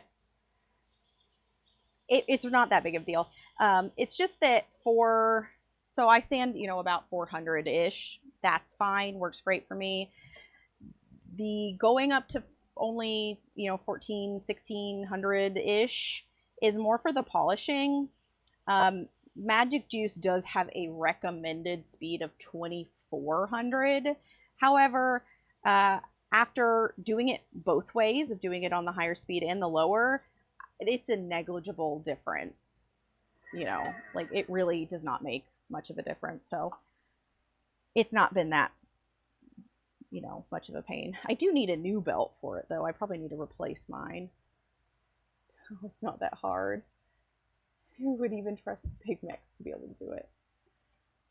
I don't know. We tend to mess things up when we take them apart.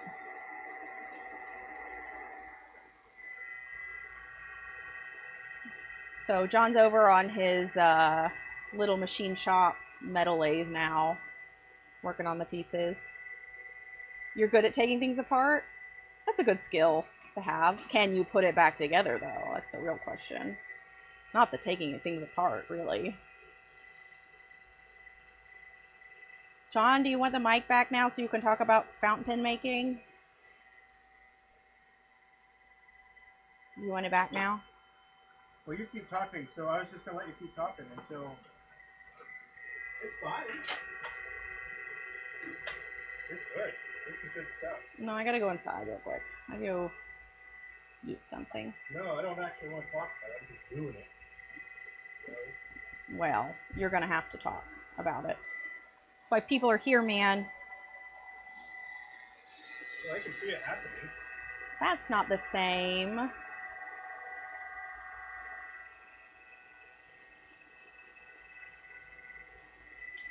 I've heard John talk through the whole process of fountain pen making, and I still couldn't do it. But that, to be fair, I wasn't trying to learn it because I don't. Is that why people are here? Want to? I think it's some of it.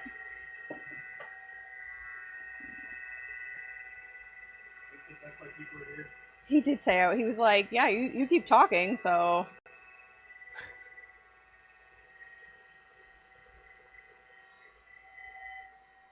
We spent spent 6 hours one day.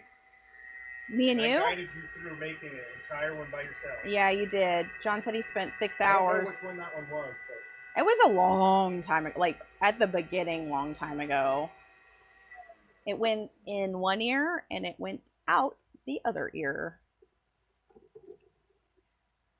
John and I exchanged birthday gifts and a new control board. What? Two species we have to do is replace it. That sounds very complicated and expensive and craziness. You should send him a present, not me. I don't need presents. Hi, Vinny. I have the mic again. I'm giving it back to John here soon, though. He was gone for a bit. Oh, it's frozen. What happened? Oh, there we go. I'm sanding. And John just finished all of turning all the diamond painting pens and is now doing a fountain pen from a blank that we just took out this morning that I was pouring yesterday.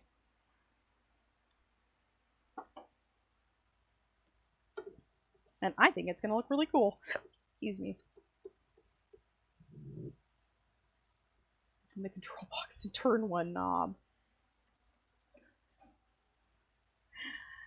Hope you're having a good day today, Vinny. hey, Vinny!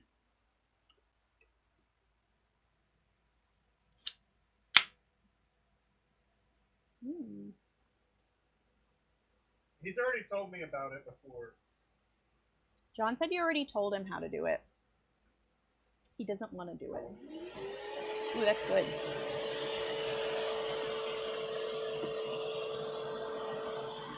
You want to see how to make the blanks? Okay. I will consider. I could pour some more fountain pen blanks, I guess. I don't know which ones I do. Maybe my black prismatic. Or that'll probably be a separate stream.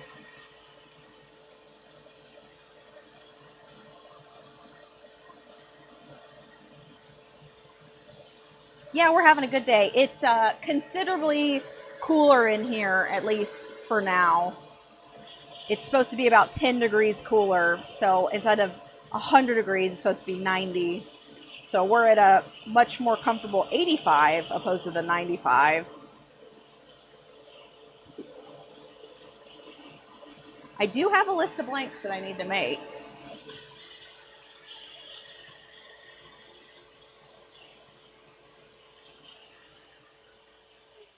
But like I was talking about before, my thing with pouring blanks on camera, and I know I was just saying, yay, it's good to make mistakes and learn from them. Because it's such a time-sensitive thing, I get very flustered very easily under pressure. I'm not very good under pressure. Even when it's like self-inflicted. So the few times I've tried to film some of the blank making stuff in the past, it's ended up with me yelling at John about something. When it's not really his fault. He just, you know, is the one with the camera. But also, I don't know that this camera would get a very good view of my casting area.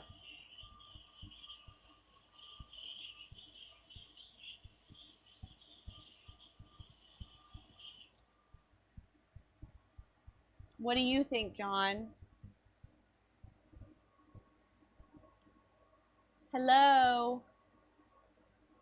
What? Are you listening to music? No, I'm listening to the stream. Oh, it's just delayed. Why don't you turn it so it's not on the noise canceling so you can actually hear me? So I don't have to wait for you to respond by the time you hear it on the stream. Because that gets confusing. Sorry. Would this camera like have a okay view of my bench over there? Of the if we move the tripod, we'd have to move it all. Yeah, we just pop your workbench out, and then this thing is on like took off myself how to do it. Yeah. Okay, well, John said it can be done. I do need to pour more blanks. What should I do though? I need to pour my pastel prism, and then I need to pour black prismatic. And out of those two, I would say the pastel prism's probably more difficult. It's got more colors in it. So it's interesting. And things that I've picked up in watching other people who make their own blanks at least talk about, or what I've seen, is that there's a lot of people that do what are called dirty pours, which is pouring the multiple colors into one cup and then pouring it into whatever mold. I don't do that ever, I don't think. All of mine are, the single color, single cup getting poured in, one or two at a time, depending on what kind of effect I'm going for in the resin. And my pastel prism has 7 different colors. And I think black prismatic has 5, so I guess it's really not all that different. But yeah. Just do a series. A series of turning. Oh no, I messed it all up. A series of pouring blanks. Oh my gosh. So we do have 2 pots, but what I tend to do, or what I've been doing, is doing the fountain pen blanks in one, and then I fill up the other pot with a diamond painting pen blocks or blanks. John, he wants to know what you're doing right there. Making a section? He's making a section. He's drilling a section, is what he's doing. Instead of using the little knob to advance the drill bit, he is pushing the entire tailstock. Not right there, but the rest of the time for drilling.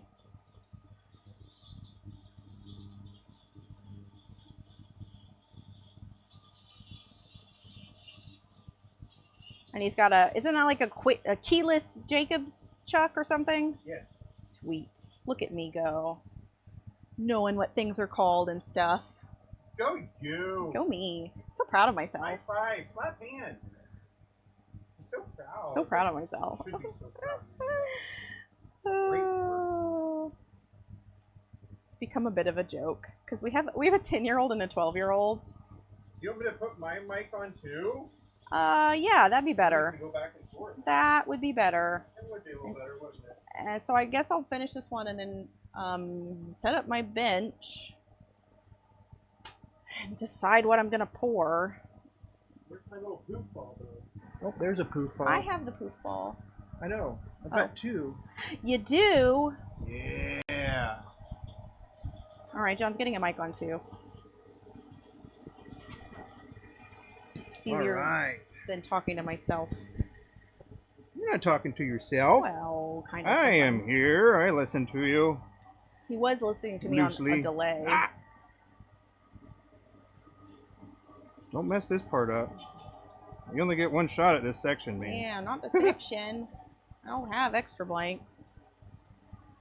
I just take a piece from the other part down there, if I needed to. For the body, is there? Let's see. I want more of that pinky purpley that's on the very end of that blank.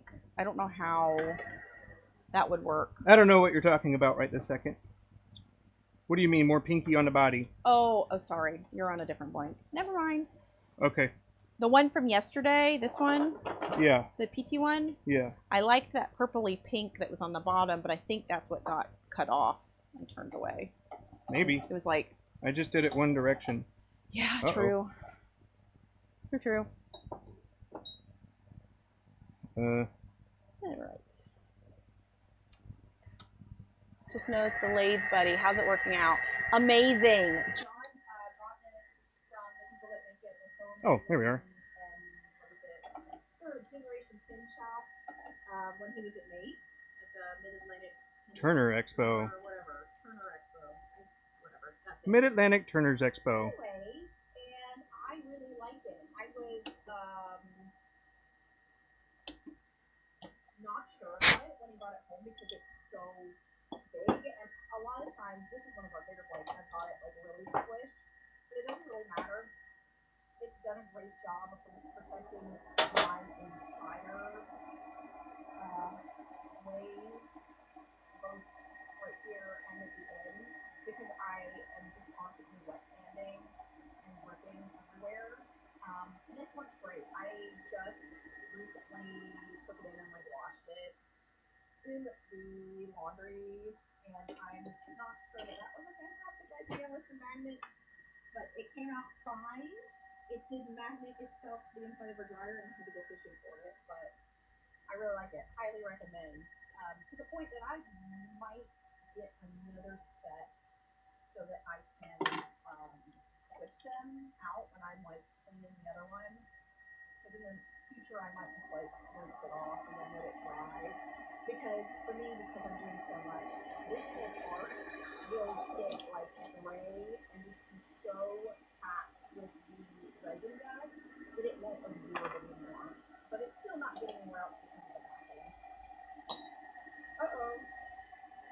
My mic, is it dead? Shouldn't be. Tap on it. Nope. Here you go. I guess my mic died here. You don't have to put it on your mouth. It wasn't on my mouth. Things are losing charge faster and faster. Well, we need to get some new mics then. The mic died. Sorry, Vinny. Yes, highly recommend. I am enjoying them. The backing keeps it from going through anywhere. It does get fully saturated pretty quickly for what I'm doing because it's, for me, it's back-to-back wet sanding like all day. But it dries out fine overnight. I'll probably get another set to be able to switch them and alternate. John picked me the pretty blue, but I want to say that they also had other colors.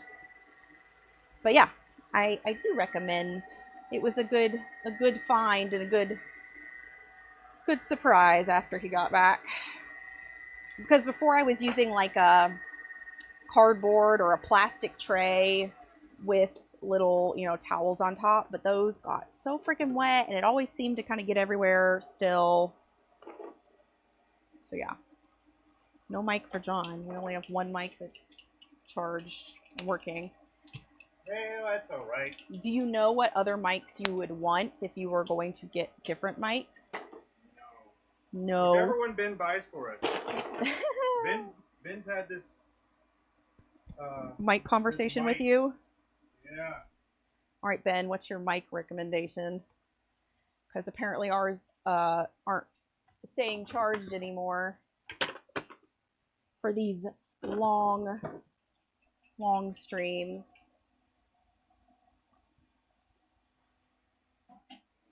I'm going to move my other molds and then I guess move the tripod so that y'all can see over here.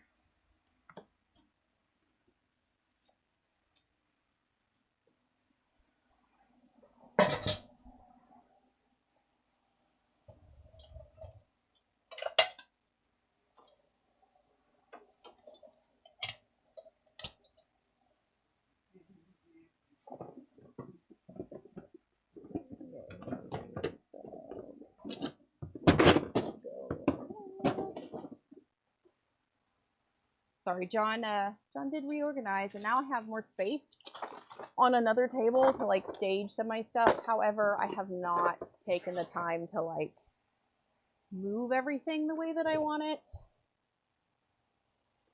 And we had all of the molds out on the table, so I've got to get all those moved.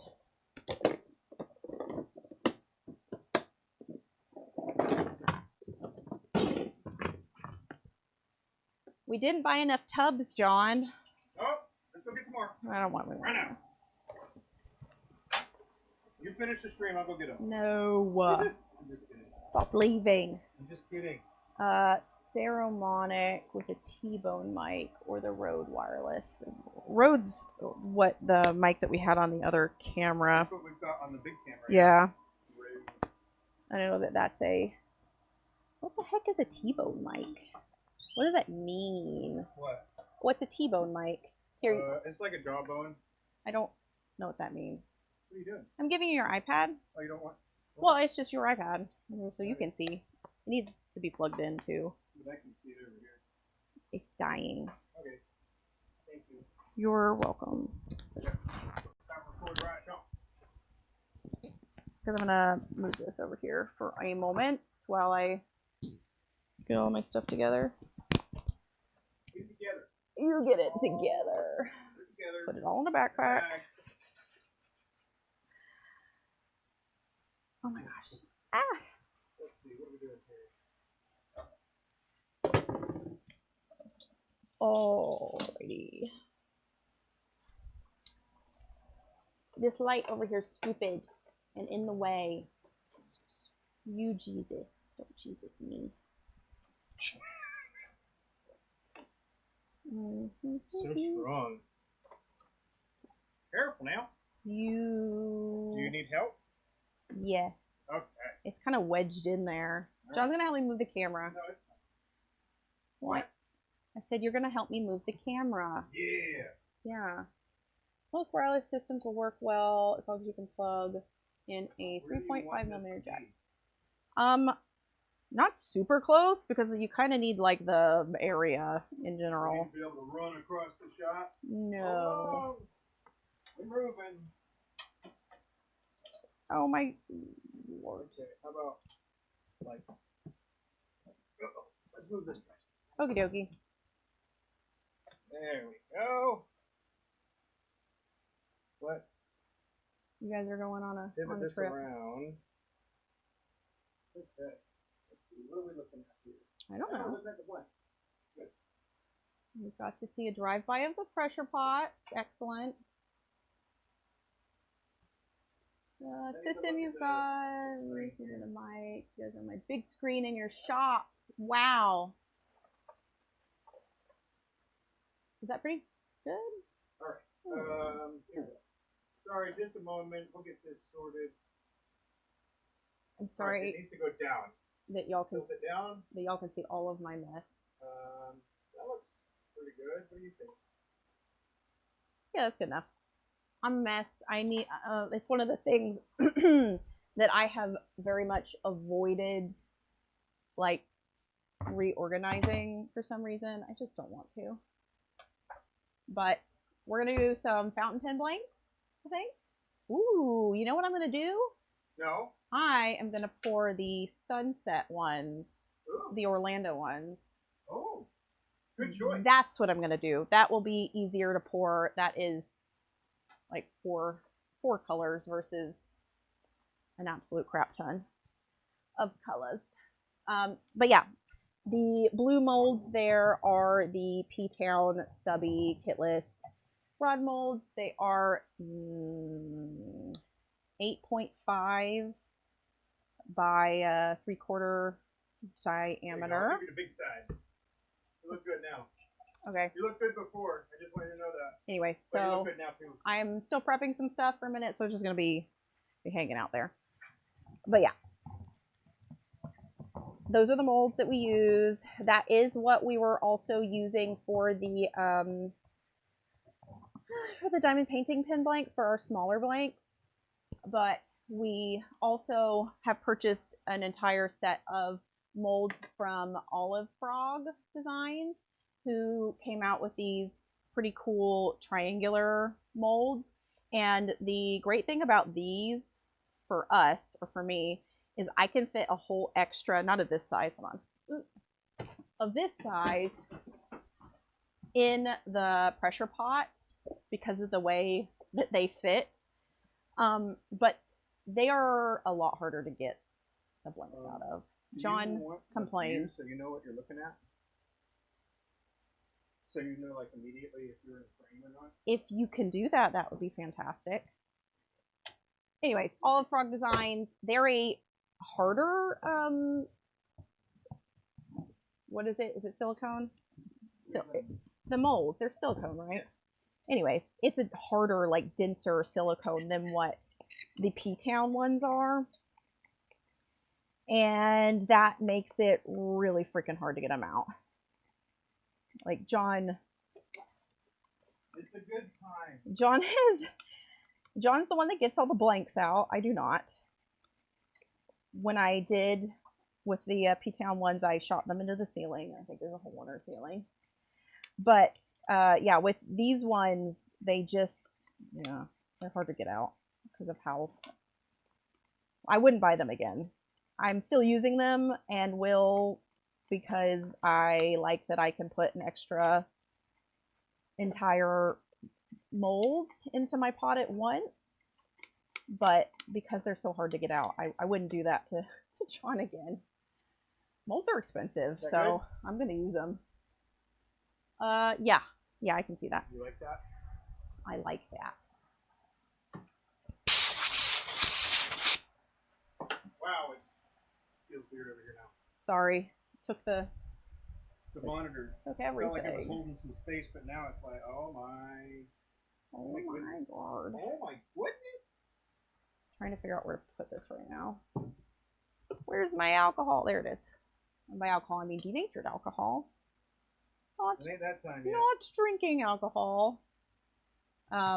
Great thing to have on hand if you are doing anything with resin is this is just a little squirt bottle. I think we got the bottle from Rockler. Yeah, from Rockler. Yeah, and it's got yeah, it's nice. So this has got denatured alcohol in it. Great for cleaning up little bits of liquid resin before they get hard and then don't want to come off. I have ruined a many things with resin. Pants, shoes, socks, shirts, jackets. Resin everywhere, guys. I'll be honest, I'm kind of a mess. The other thing that I do that other people who make blanks and then sell them that I don't do is I have never written down any of the recipes I have ever done. I eyeball it. I live my life, I guess. I think I've done a pretty good job of being able to remake them. All right, so I am going to pour a version of our, it's called Sunset, Florida Sunset is what I named them. They were our show exclusive last year at the Orlando Pen Show. They, so fountain pens, and I did special finials in them, which this year I am thinking of doing a pre-order for the fountain pens, and then people can pick them up at the show or get them even if they're not at the show, because we did have like a limited, I think we did 10 maybe, just because that seems like the right amount of show exclusive. So they're not a show exclusive this year. They were last year's show exclusive. This year they're just going to be available. There we go. We're doing a different show exclusive. I'm just trying to get all of my thoughts in order. Oh my, ducks in a line, John. Yes, I wasn't going to say it out loud. Okay, so glitters.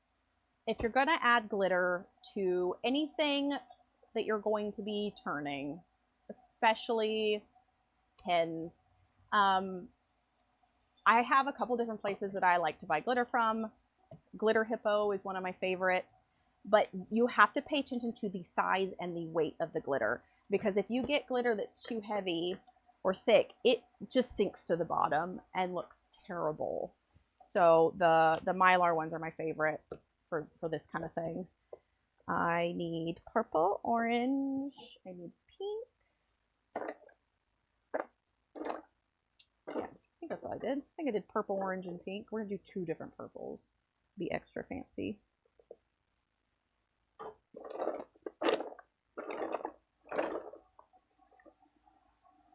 I need my other purple. Oh, and then for the so these are actually going to have no solid pigment in them at all. no solid, no mica. They are only going to be translucent with sparkles. And I'm doing those today while it's so hot because it is less difficult to do than the other ones, especially while I'm on camera.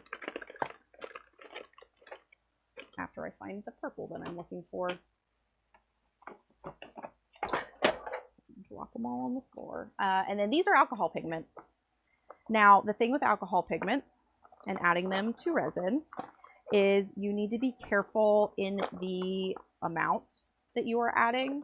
If you have too much alcohol to resin ratio, it will not cure. It will do a weird, I don't know how to explain it.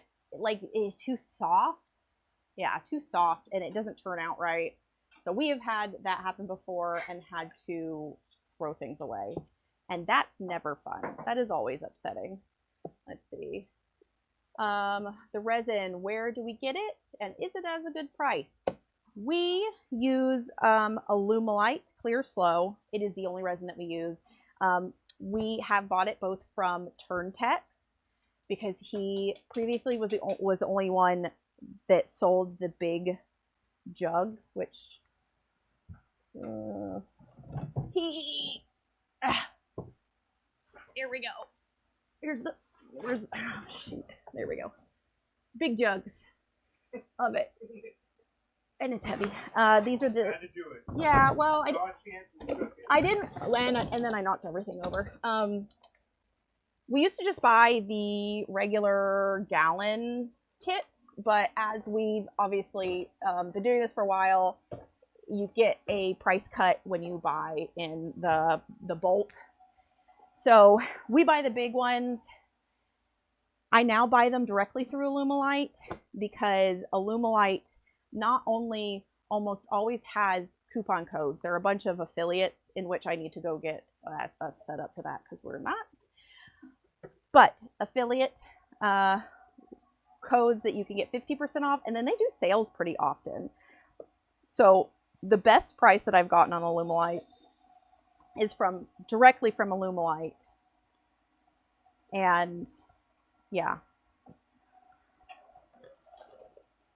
that's all I got to say about that.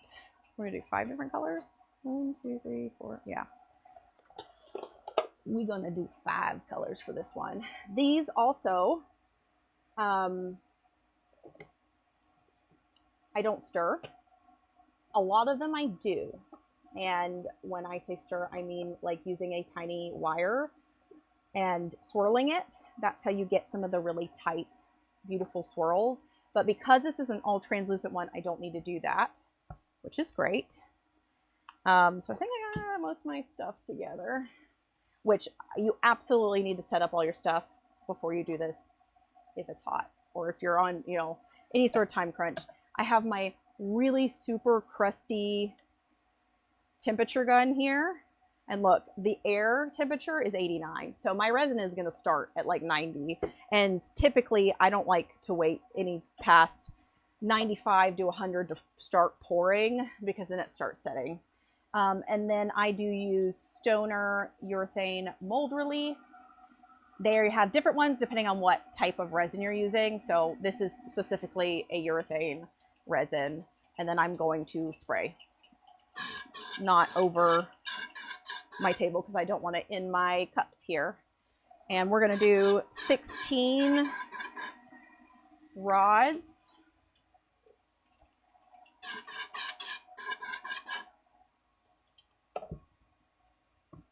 Very bright. The colors. There we go. Anyways, so yeah, I buy directly from Alumilite. I actually need to order more. We're down to our last 80-pound kit from when I ordered a bunch of them in one of the big sales. So always good to keep an eye on that. We've got 4th of July coming up next week, and they typically do a pretty good sale for that. So that's probably what I'll end up grabbing some more in. Jackson Pollock Temp Gun. This is gross now. Like, this is a this is one of my gloves that is wrapped around it so that it wasn't gonna get on the trigger part here, but it is like hard and crunchy. You can barely see the screen now. I got a new one, but it immediately stopped working. So I need to figure out what this one was and buy it again. But yeah, it works. See, it still tells me the temperature, and really nothing else matters there. So this is the problem with working with any of these pigments and stuff. I swear, if I was going to come out with a pigment, I'd have to do some figuring out of packaging wise, because all of these are so leaky. It doesn't matter how tight you turn them, they just leak everywhere. But yeah, little denatured alcohol. Take most, let's see. Oh my god, I'm covered in it now. So if John ever does a poll again about who's messier in the workshop, y'all will have firsthand experience that it is me. I'm the messy one. Okay, let's put gloves on so that stops happening. Gloves. Sometimes I wear a respirator. Probably should wear a respirator most of the time. We do have a temperature. No. Atmosphere monitor. Thank you. Atmosphere monitor. I don't know why I never know what it's called. We do have that. And I turn that on occasionally to make sure I'm not harming myself. And it's usually fine. We don't usually see it spike up for much anything. Alumilite is the only resin I work with that does not stink. So that's got to have something to do with how much like VOCs are being released or whatever. Too much sparkle. These ones are gonna be the orange. We're gonna half and half this one. I have, let's see, I'm gonna pull out a blank so y'all can see kind of the way this is likely going to turn out, but with different colors. Oh, yeah. So this is a very similar blank to what I'm about to pour. This has just got berry color, so it's red, pink, and purple. I'm going to be doing orange, pink, and purple, but that's how it turns out. That's what we're going for here.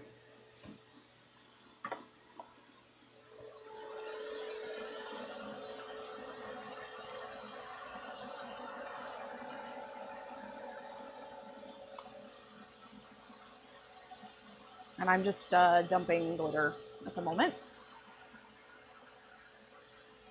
These are like color shift flakes.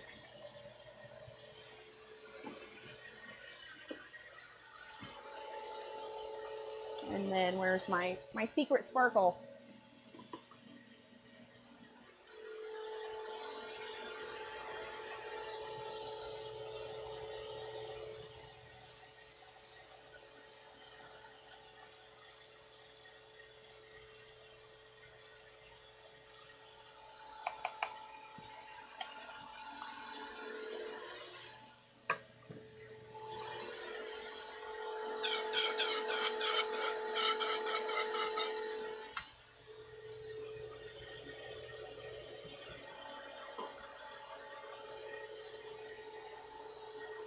John has the vacuum going, and I have a very hard time talking over loud sounds. John, that's a wood lathe with metal toolery. Doesn't that make it a metal lathe, though? Isn't that what that means?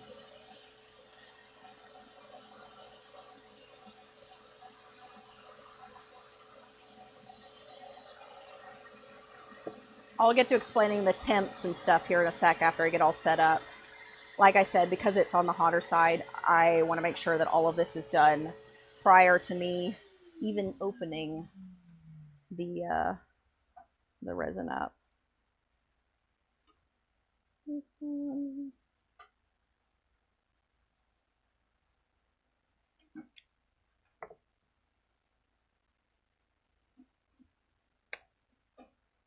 Oh, I know you can probably hear me fine. my brain can't hear myself think over the sound of the vacuum. It's not you that's the problem, it's me. It happens all the time. If John turns on like dust collection, he's given me the mic and I'm supposed to keep talking. It's me that's the problem.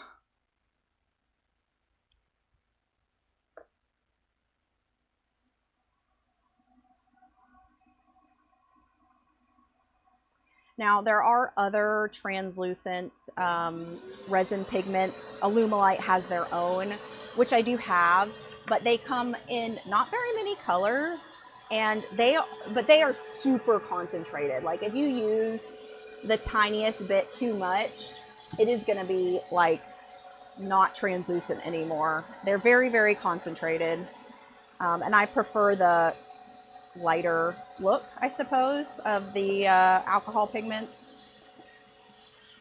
Okay, we're to that part. Now we are going to mix up the resin here. I've got my silicone spatula and reusable buckets from Home Depot, I guess. No, these ones are from Woodcraft. They peel better than the Home Depot ones do, which sounds weird, but it's true. So I've used this bucket a lot of times. It just, once you let it cure, you could just pop it out. So like here's the other bucket that I have that's got the cured resin in it, and there you go. Now it's able to be used again. I do toss the cups though after. I'm not going to reuse these here. So I've got a also very dirty food scale because Alumilite, clear slow anyways, is by weight, not by volume. So it is equal 1-to-1 part A and B. A being the resin, B being the hardener. I like to pour B first. I don't know, I feel like it mixes better. For this amount, I am going to do around 1,900 grams, I think. Yeah, I'm gonna do 850-ish and then 850-ish. So that will have me fill up the kitless molds. I've got a smaller mold here that I'm making, and then one more thing. So that's what we're gonna do. So we're gonna measure about 850 grams of part B. The other thing, if you're learning, do not do big batches like this. Get one mold out and do the tiny little bit and work from there, because the other thing about doing this amount is that the temperature change, the reaction happens a lot faster with a bigger batch. So yeah, as you're learning, get one mold, get little tiny cups, do little tiny bits at a time as you're learning kind of the techniques.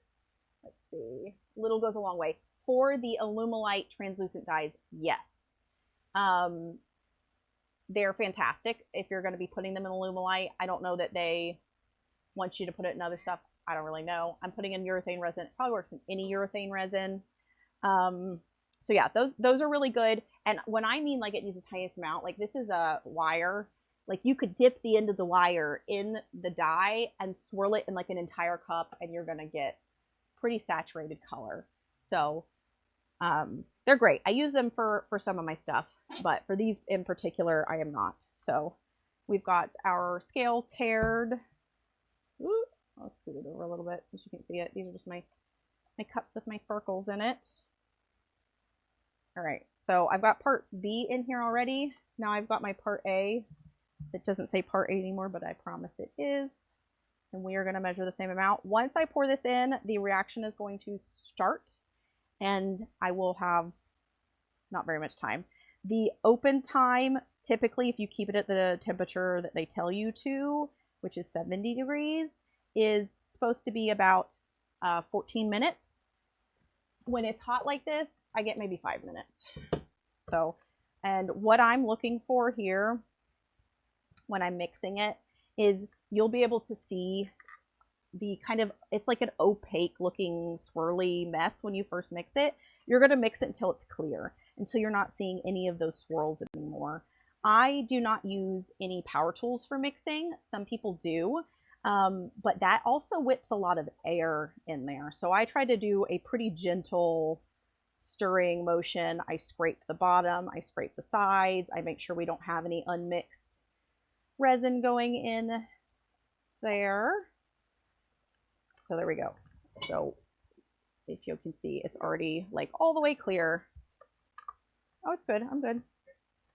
And then we're gonna try to pour about equal amounts into my my cups here.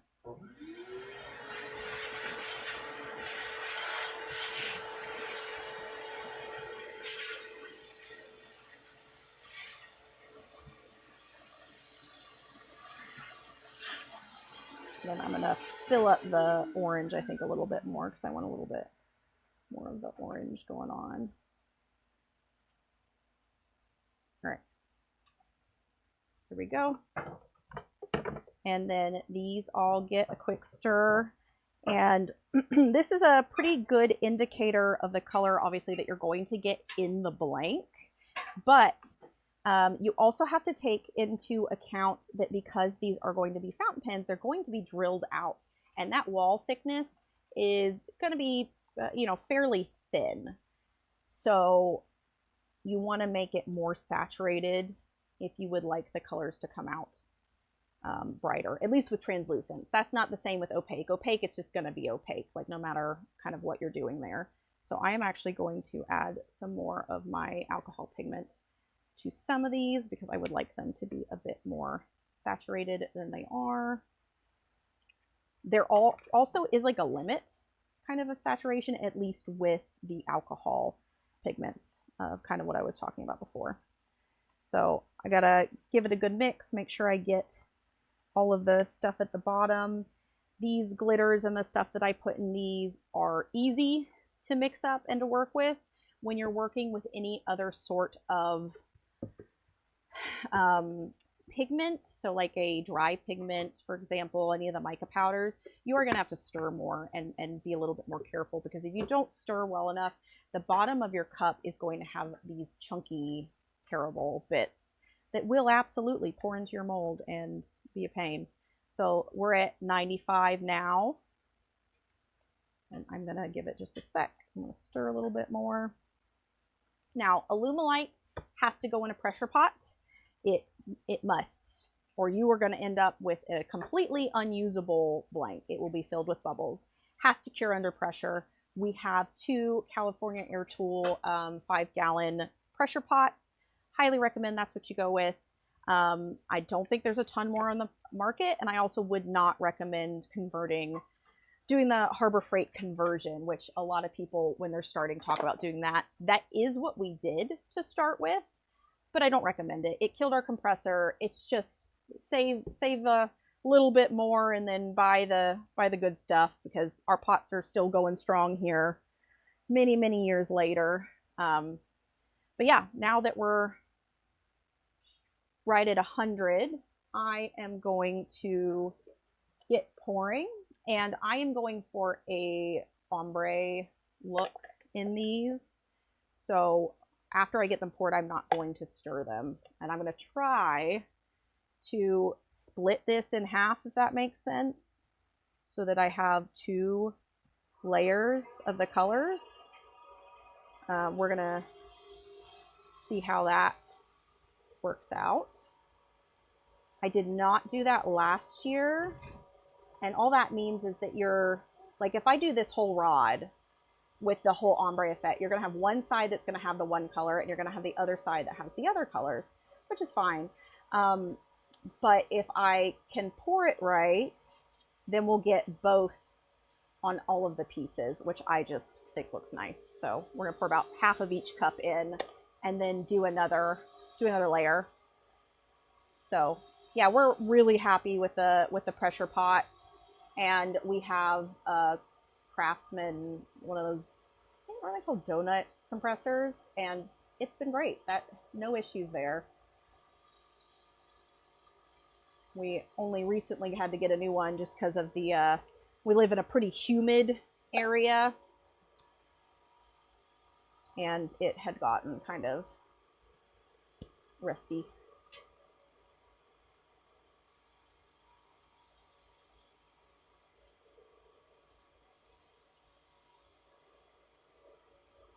So I'm looking for fairly even kind of layers of each color.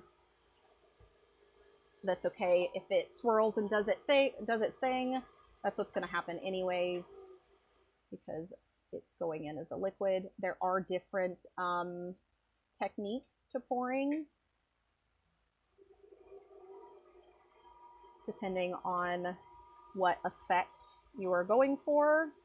Like if I am doing some solids with some other stuff and trying to do a more, like, I don't know, swirly pour, if that makes sense, with tighter color swirls, then I will often pour both cups at the same time. So those are full. I'm not doing the double layer in those.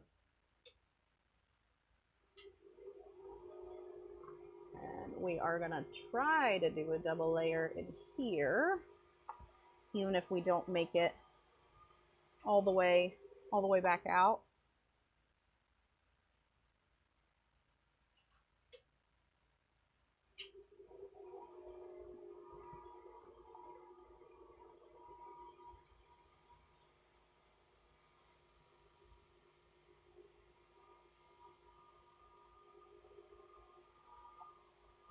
And they aren't all gonna end up even. That's the reality.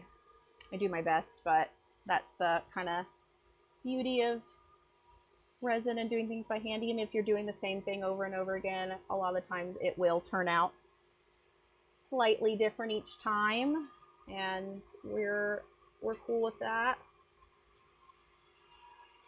With the translucents, unlike some of the other ones, you can absolutely like get a really good idea of what it's going to look like on the inside or turned down, because you can see, you know, all the way through the blank, unlike ones that are solid.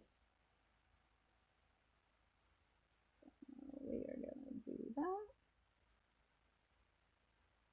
And then I'm gonna get them under pressure here in just a moment.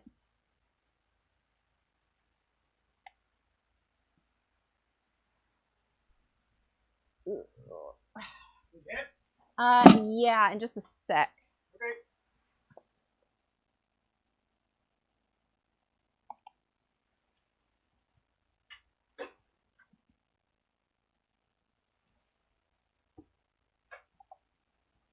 And you can tell, if you're not using a temp gun, you can also tell when your resin is starting to get up to temperature, because it starts getting super thick and, you know, like harder to pour, and then you know that you are approaching its like set kind of temperature. So just something to keep an eye out for.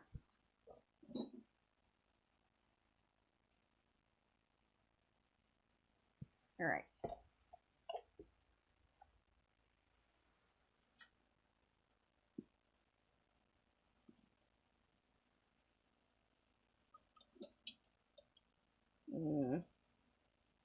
Feels less sturdy than what I did last time.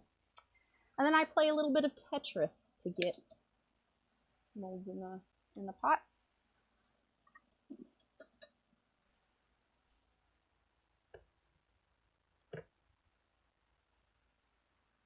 And then John is usually in here and kind enough to get the top on the pressure pot. I'm here to take your top off. No, put it back on.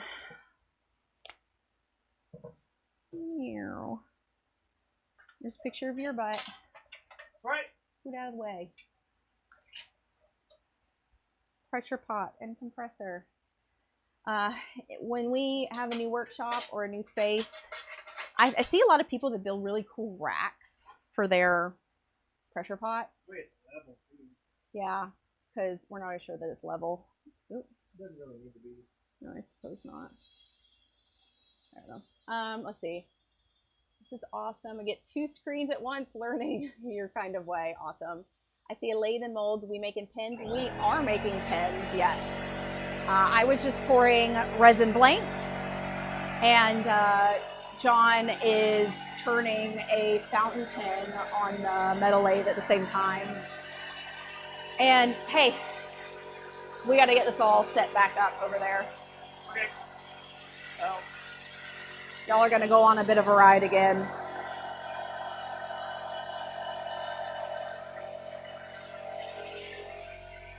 What do you want to look at? You?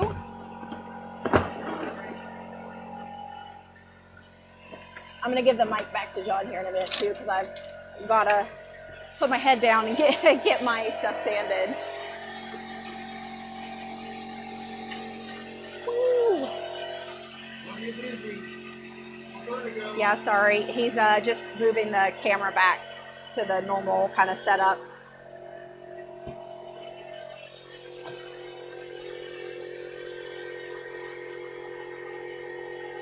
There's Morty. Yes, a bit of a full shop spin you guys got there.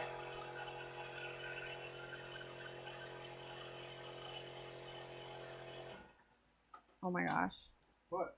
He was just looking at the top of the disc collection. That's a mess. All right. Now you gotta, so he's gonna set up both cameras now back to him, which if you're new here, that is typically what is happening. I am not usually on these. So y'all should feel really special that I've spent the last hour. You think so plus. highly of yourself. Yeah. So proud of myself. Big pat on my back. No, but really, I'm not usually on the streams this much. I will come sit sometimes and chat while John's turning stuff. I am typically behind the camera standing. So yeah, he's working on a fountain pen. Recording. No. Not behind the camera in the. No, I am very correct. Correct. No, I am very literally on the other side of the camera. Guys rock. Abby, I need you to talk to my wife and let her know it's fun to help. She might like the resin stuff. That really, you know, out of all of this is what drew me in, because I like pretty colors. I like sparkles. It's been a fun thing to learn and figure out and do. And, you know, because I make the blanks and John does the turning, we're also able to test all of our stuff because of that, if that makes sense. So, like, there's a lot of blank makers that make blanks, and some of them are fantastic, but they don't know how they're going to turn until they, you know, reach out to a turner or whatever to make sure that they are, like, free of bubbles and, like, look nice on the inside. Now, there's a lot of turners that do both, so that's, I think, probably more typical than what I'm talking about. Party colors, yeah, these are the ones that I just poured, or Florida Sunset, or I don't know if I'll still call them that, but it's very similar to the exclusives that we did at the Orlando Pen Show last year. I'm trying to find something to get her interested. Interested is hard. Yeah, and to be honest, I wasn't super interested in any of this at the beginning because he was just, you know, turning kits. If she likes pens or pretty colors, get her to do some looking on Instagram at the very many accounts, or if she's into journaling or she likes planner stuff. All of that's super interconnected now. For you. For me, well, and for a lot of for everybody. For our customers. A lot of our customers, I'm saying from my perspective of what I found, like my place or what I was interested in with it. Yeah. Because prior, I wasn't a pen person. Come over here, yeah, I'll do that for a minute. You know, prior, I was not. Finish this bad boy and then sand. Okay. Do you want me to help sand that? You don't need to. I can. It'll only take us a minute. It didn't take us very long last time. All right. Find a resting place, man. I bet you dialed in. Yeah. You just get her to watch us. Yeah, you could do that. We love that. Who's here just to watch us? He's talking about his wife. Oh yeah, for sure. Yeah. Make sure it's in a different account and she hits that thumbs up too. Shameless plug, man. Double the views. Shameless plug. Double the views. But yeah, my place that I found with all of this, where I have come to love and enjoy it, was getting into that fountain pen community and realizing all of the colors and all of the stuff and people that appreciating matching things and I don't know, all of that. All the pretty colors are definitely my thing. Join the Pin Club Chapter 15. Is that located somewhere specific? I don't know that there's a local pin club to us here. Not anymore. There used to be. No. But it didn't have enough people, for one. And two, unfortunately, some people that were into it are no longer able to be into it. Older people? Is that what we're... General way of saying it, yeah. Okay. So there used to be a pin club here. I know there are in a lot of different places. We don't have one local to us, but going to the pin shows is so much fun. If you are around any of them and you're even thinking of turning pens, whether you're going to get into selling them or you're just making them for yourself, I would highly recommend attending a pin show and picking up people's pens and talking to the makers and just getting, you know, an idea of the vast kind of difference and stuff that's going on. Because I'll be honest, I wasn't super invested in any of it until we went made it happen to the pin show. You're in Ohio. There is an Ohio pin show. There is. I don't remember where. Isn't Columbus? Yeah, maybe? I think it's Columbus. Columbus, Ohio. There is a pin show. I don't know what time of year that one is. We so far, our first year that we went to a pin show, we went to the Orlando Pin Show, and then we were scouted and recruited. By the way, to Orlando. Yep. Yeah, we were. I guess we were. We were for the Miami one too, but we have not been to the Miami one. Anyways, we did Orlando, and then the next year we did DC. I did San Francisco, and then we did Orlando again, and we are doing the same 3 this year. So we have the DC Pin Show that is coming up July 31st through August 2nd or 3rd, and then... I got it written back there. DC Super Show. Thank you to the 3rd. Yeah, July 31st to August 3rd, and then the San Francisco Pin Show is at the end of August to the beginning of September, and then the Orlando Pin Show is September 11th through the 14th, 15th. Orlando is one of our favorite pin shows to go to, so yeah, highly recommend. They also have the Orlando Pin Club there. It's run by Joe. No, it's not run by Joe. Run by, well, he might be the pretty face, but I think T and Steve run it. Are the ones that like pretty much put it on. Hello. Yeah, it's awesome. We love them. Like, they're fantastic people. I really like Joe, who runs the show there. He also has a Orlando Pin Shop. He's got a physical location now if you want to go look at stuff in person.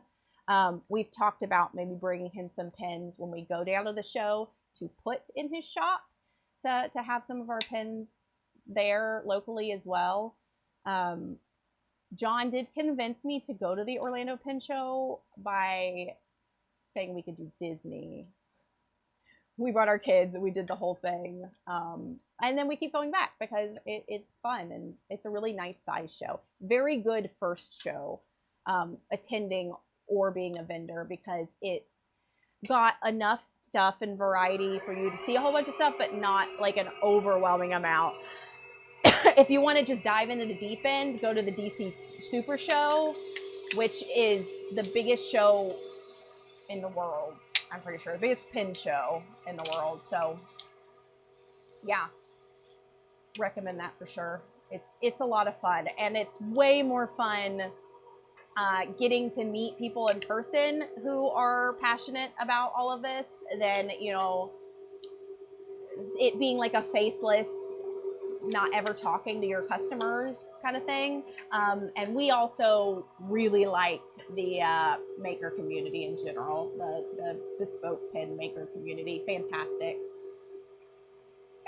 community. But now that I've got those poured,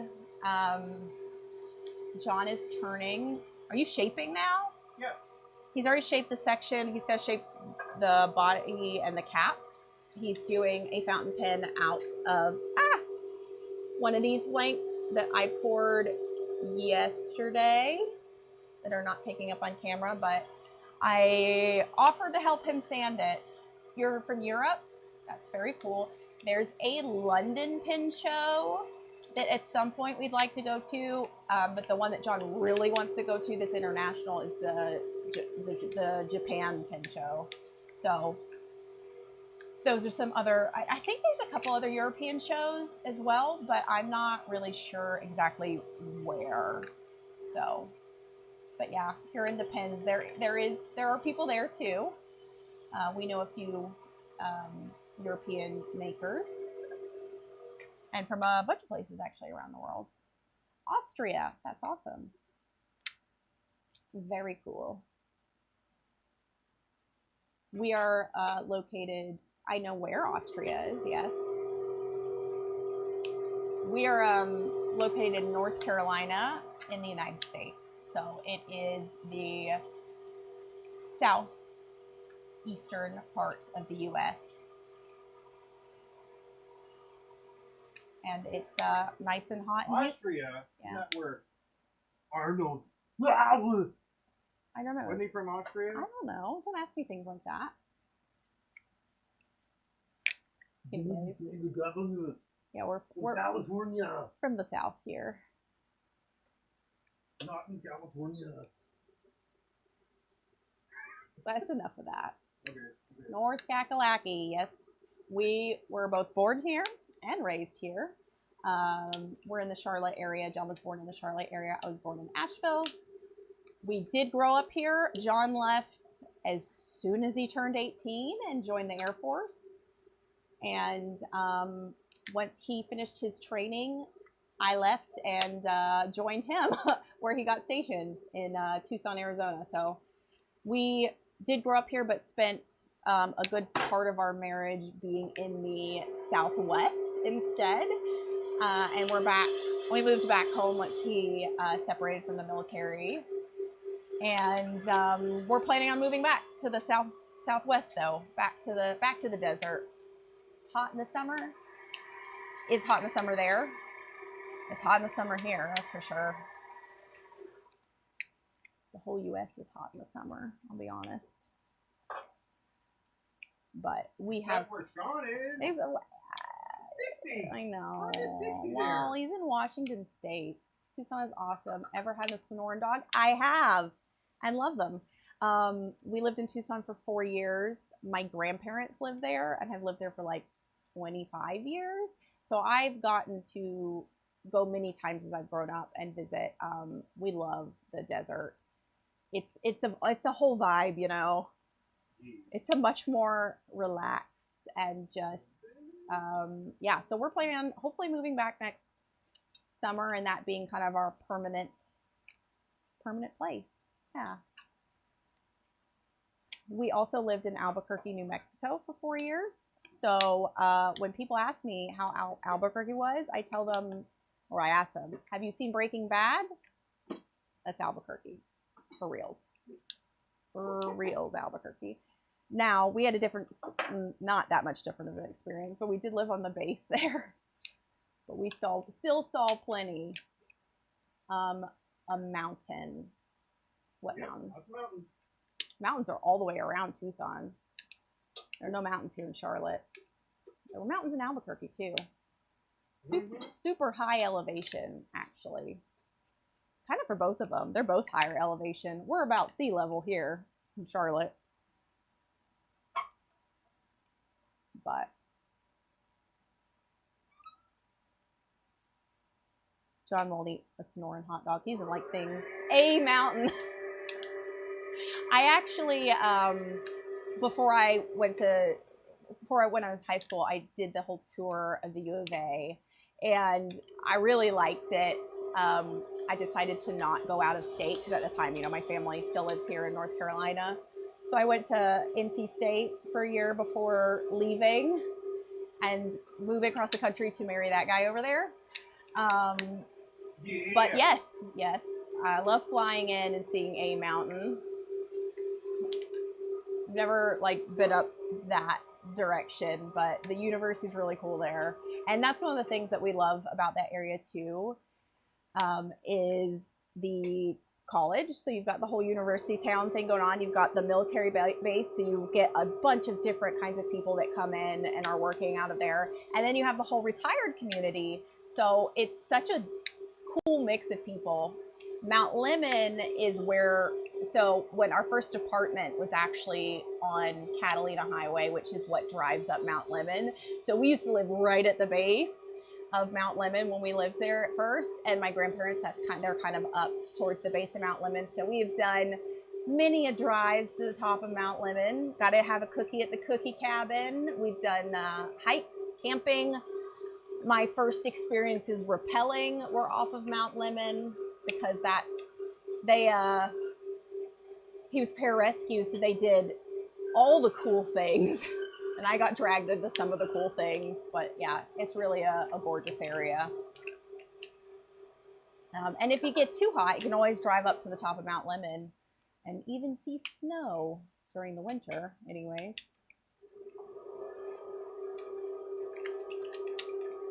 But yeah, it is a great area. Charlotte's not what it used to be. Charlotte's very busy now here in North Carolina, and we're not crazy about busy. The environment changes, you go from desert to mountain. Yeah, I want to say, there's a specific name of that biome when you go up Mount Lemmon. It's is it the Sky Islands? Was it in Albuquerque or in Tucson that had the Sky Islands? I think it was Albuquerque. I'm pretty sure they both have them, but the one that I went to was in New Mexico. Yeah, okay, that's what I thought. The Sky Island is just like a peak where people have actually settled on. Is it? Yeah, that's what they call them. Oh, well, yes. It's crazy how different you go from the only trees down there are the Palo Verde and the scraggly other trees, mesquite and stuff, and all the cactuses, and you go up to all the beautiful pines and evergreens, and the cactuses kind of disappear on the way up. It's very cool. We call them cactuses here, by the way. Cacti, whatever. We call them cactuses. We can call them whatever we want. We call them cactuses. We went for spring break in April to visit my grandparents and to adventure and do stuff. And we were there when the saguaros were starting to bloom. And it was really beautiful. I love getting to be there. High desert, gorgeous. You never lived in Tucson, but you would. It's a great place. I think it's been our favorite place that we've lived, which is why we're I don't know, it's got enough young people stuff that a lot of young people. Yeah. Well, and we have kids. We have a 10-year-old and a 12-year-old too. So it's got to have enough of that family stuff to be able to do as well. It's super outdoorsy. There's a million things to do in the area and really in the state. And we were so busy when he was in the military that we didn't do a lot of traveling or exploring that side of the United States, because anytime that we had time off, we'd come back here to North Carolina to visit all of our family because they missed us and our babies. So we're looking forward to being there and having older kids and getting to go do a lot of the cool stuff that's in the area. Really all up the coast there. Oh, look, a whole pin. You got a what? That's a good shoulder. A good shoulder. The 1.5. That means nothing to me. No. The 0.75 surface control step. Got it now? Sure. I got it. Sure.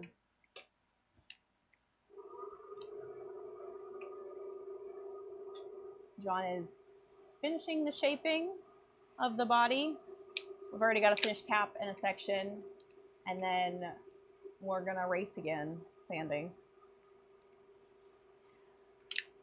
But yeah, I'll sand the cap in the body, and he'll do the section, and then we'll get to show off a finished pin out of these blanks that don't have a name. Hi, Lawrence.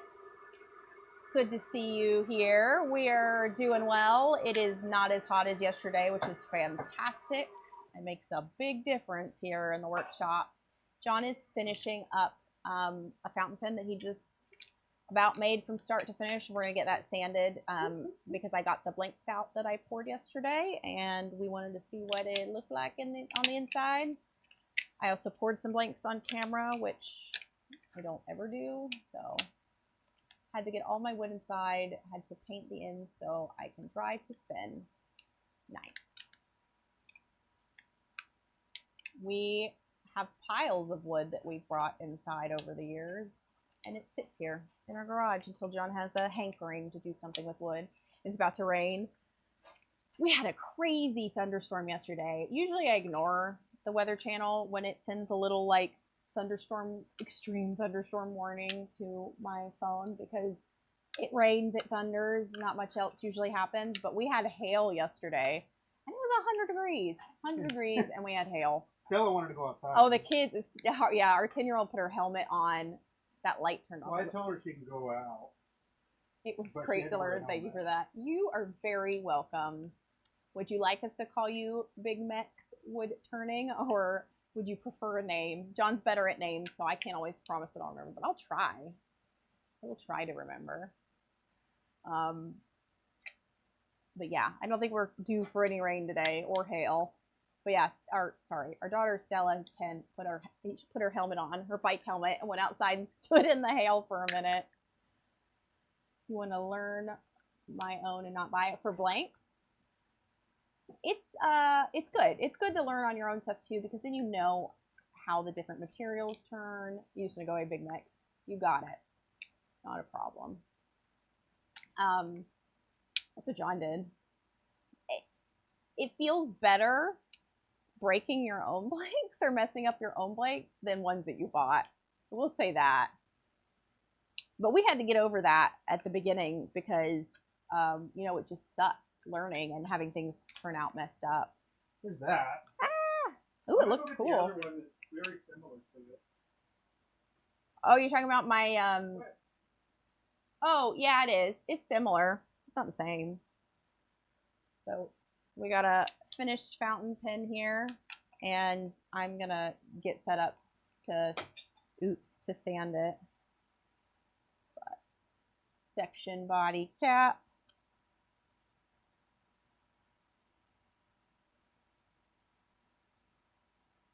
The teal in here, which you'll be able to see when we put it closer. John's gonna sand over on his lathe, and I'll sand back on my lathe. But it's color shift. So it's like a teal to purpley color shift in here. And he's going to go grab another pen that I made a while ago that's like a green to purple color shift. Learning makes you more proud of your work. That's what I think. We're big, like, supporters of that as an idea in general. Both of us are self-taught and really learned by making mistakes and figuring stuff out along the way, opposed to having someone give us all of the answers. Of course, we both did some like research into videos and blogs and other things of where people had put some of this information. But the reality for both of when we were learning about it, you know, 5 years ago, is that information kind of wasn't out there. So it really was a just do it and figure it out. And I agree that you end up with something that you're more proud of because you know, did it Looks yourself. like that. Yeah, this is similar. So this is, it was called Chameleon Riddler. So it's a green to purple color shift with black and white. This one's got a clip on it and is finished, hangs out inside. I bring it and use it. So yeah, this is similar. This has got a teal in it, and it doesn't have as much as the color shift kind of all by itself, if that makes sense. Like this big chunk here. But yeah, you're right. It's similar. It's got one of the same color shifts in it, but there's two in this one. Two. You can tell a decent amount different too, in the kind of the way that I pour blanks. Okay, I'm gonna go set up my lathe to sand parts. Here, you want the mic now? Just a moment. Oh my gosh. I've had it for hours now. It's an Abby special. Abby special. He'll have to change the the title after it gets posted. Okay. Ugh. He's dumping something. I don't know what he's doing, actually. Ran away.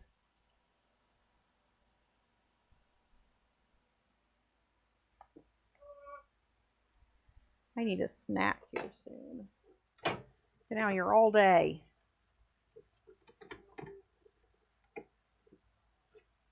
Okay, I know that everybody disappeared. Sorry. John will be back in a moment. I'm gonna do this. Oh, look at you figuring it out now. Well, I know that I can. You moved that light that was in the way, which now it's much more better. What can I say except... Oh, good. Welcome. Don't want any inappropriate views around here. What? Don't want any inappropriate views around here. Yeah, not on stream. No, this is a family-friendly channel. All right, I'm gonna put my collet chuck on here.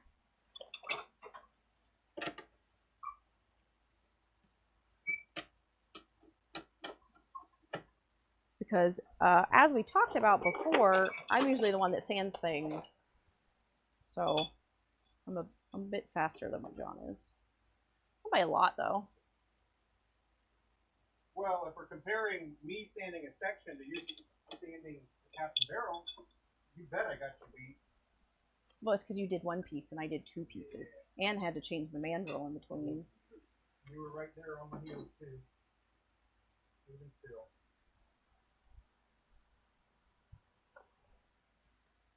Okie dokie. See how fast. No, I'm just kidding.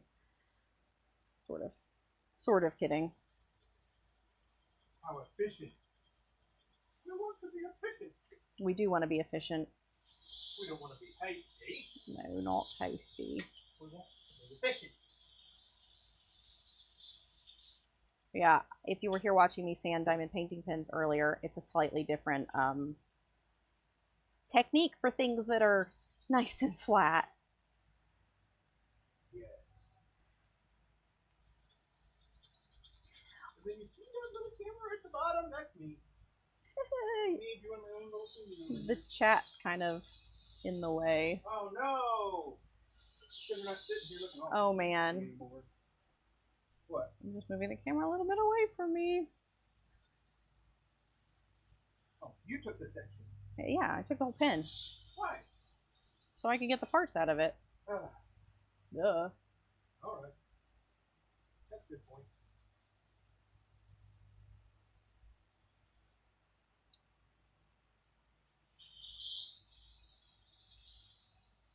That's just good. Totally right there. Two.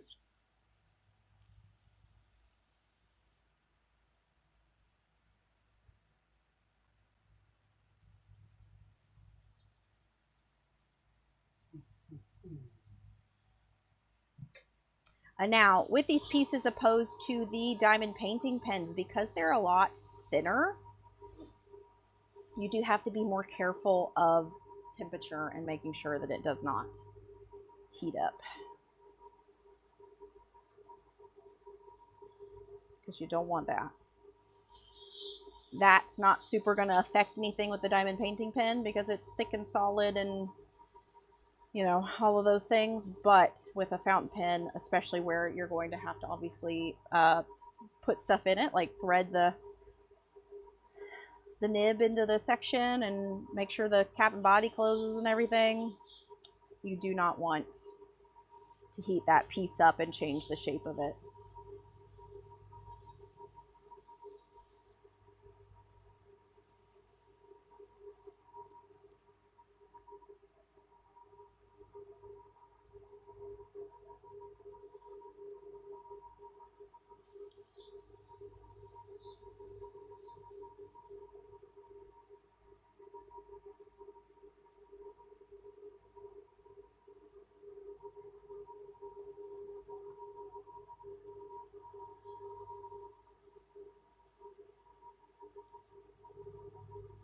Alrighty.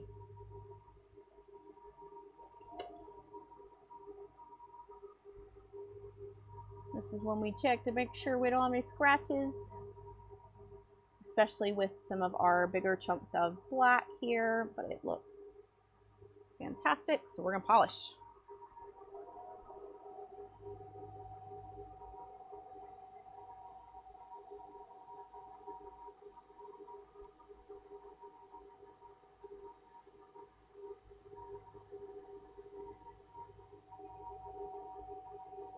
And for this particular colorway, I do have 15 blanks available in it that I will probably not get listed for a little bit just because I'm trying to build up like a bigger chunk before I start getting them listed. But if you want them before then, let me know. I'm going to call these the Alchemist because they're very similar to a recent colorway I did that was called Alchemy, but it had chunky glitter in it. So this is kind of a different version. Similar name, different version.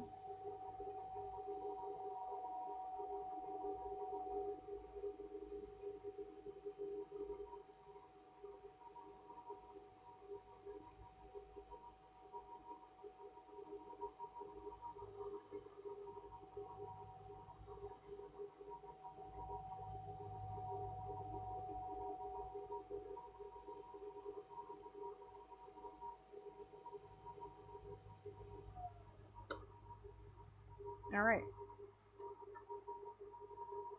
Y'all done? For the cap, yeah.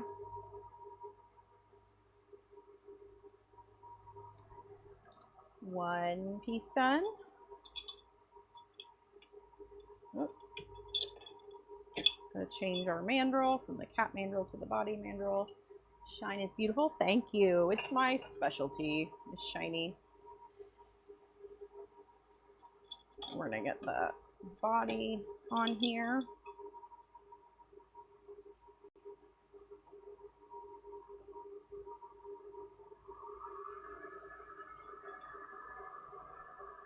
And I do not sand the threads because I don't want to mess them up, but I do usually do a quick polish. Showed up close. We will. As soon as we get the whole pin sanded, John's working on the section there at the bottom, and then I've got the body, and we'll put it together as an actual pin and show it nice and close on his lathe because it's got better lighting over there. And then you can see it in all of its shiny glory.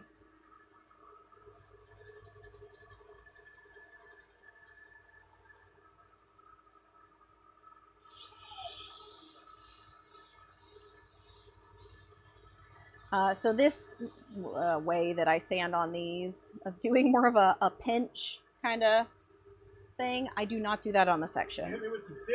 Yeah, hold on. You 10. I have another bottle. I also have a refill. A big refill bottle of it. I just need a drop. Okay, I'll try to only give you a drop this time. Hey, perfect. You took your vacuum chamber back and got a refund. You're going to try to get a collet system and some Aussie oil.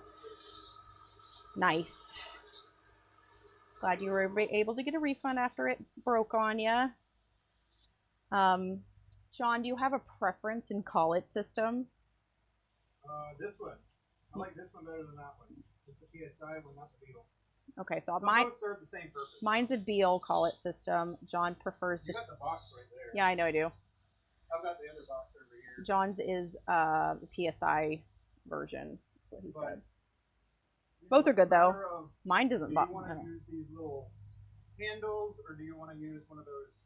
Oh, my little wrinchy looking thing. Like kind of like a spanner wrench, I think. Is what they are. Kind of like a spanner wrench. I don't know. I don't know. I like mine fine. A fireball, John. But I don't know. Oh gosh. This rain is just falling. You getting a big storm? Poured on us yesterday. And Aussie oil, that's one of the more expensive wood finishes, right? I've got some. Do you? Yeah. I feel like maybe I'm thinking of something else. There was some oil that was Odie's. Yeah, he's talking about something else, I think. Yeah, Odie's, my bad. I don't think we have any Aussie oil. I've looked. Your logs got inside just in time. Good. Good, good. I thought for sure I got it at one point. I don't think so. I think we looked at it, but I don't think we ordered any. All right, here you go. You can put it in my box right there. I gotta polish this. This would also look very nice matte. It's got the nib in it as well. But better shiny.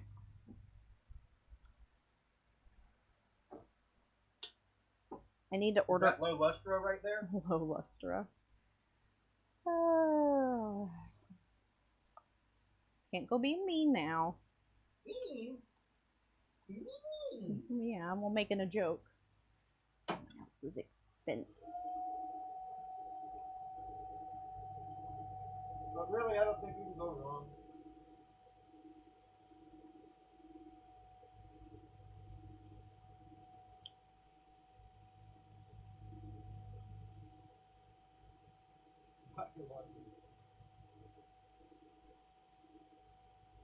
Let's see.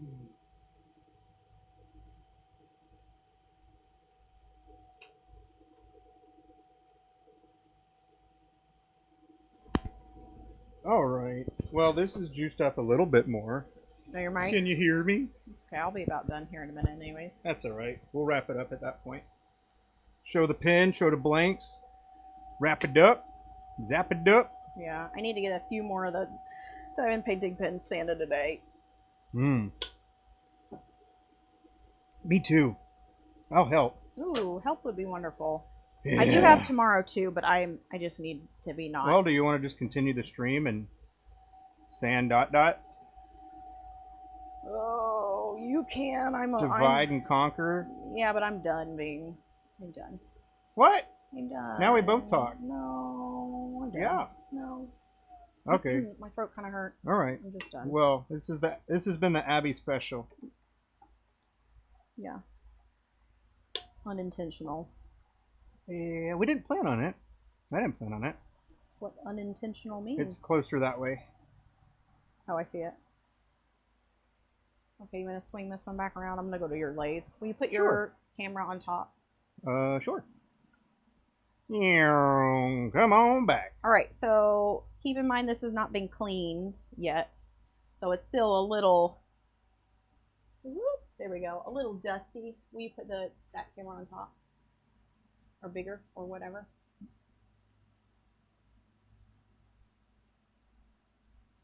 Let's see, that was awesome to watch, Abby. Thank you. And you're welcome, I guess. Okay.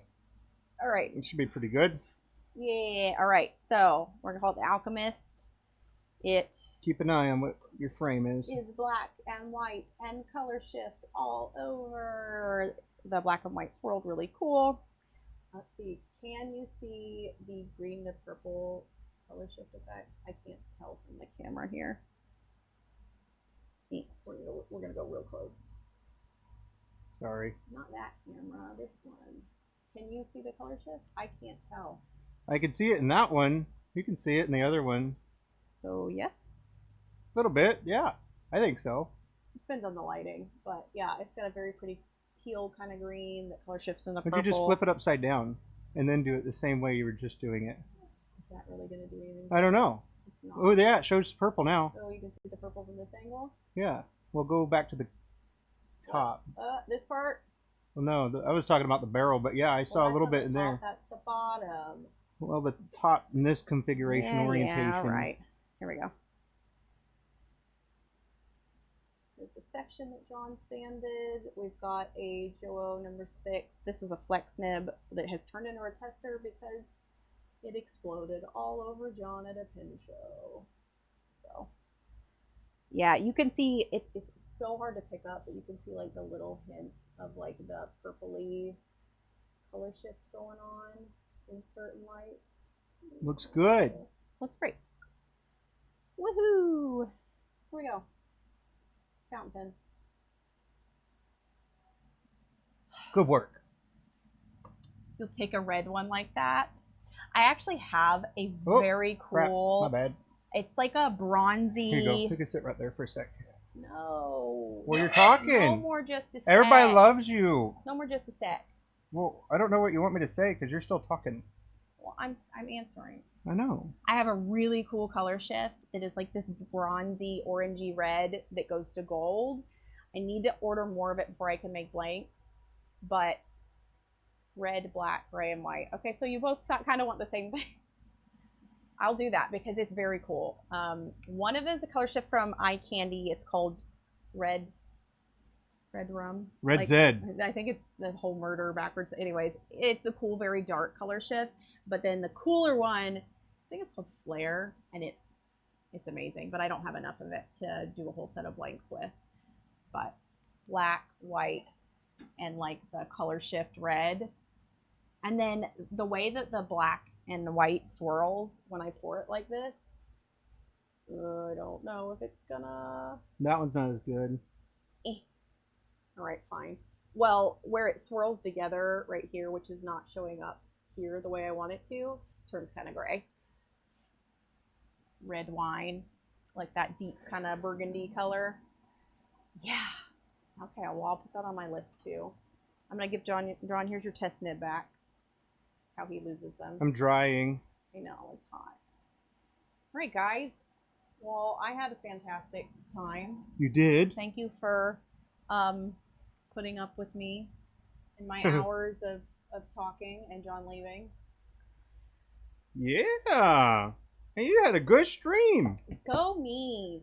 Yes, man. That's what I'm saying. But really, thank you you did guys. A good job. Thank you guys for hanging out. And this is tilted. Why is That's it? okay. Well, because it keeps pivoting around and going back and forth. And hey there, Superwoman. It's hot. You get more Okay. air on things when you All stand right. like this. Well, I appreciate y'all hanging out. Hope you enjoyed the making of that little guy right there. So And a bunch of diamond painting stuff earlier. and turned some diamond painting pins as well. That's for sure. Definitely got some good work done, some good stuff. Met new people. Yeah. Right on. Thanks for hanging out with us. Hope y'all have a wonderful rest of your day, and we'll see you next time. Bye.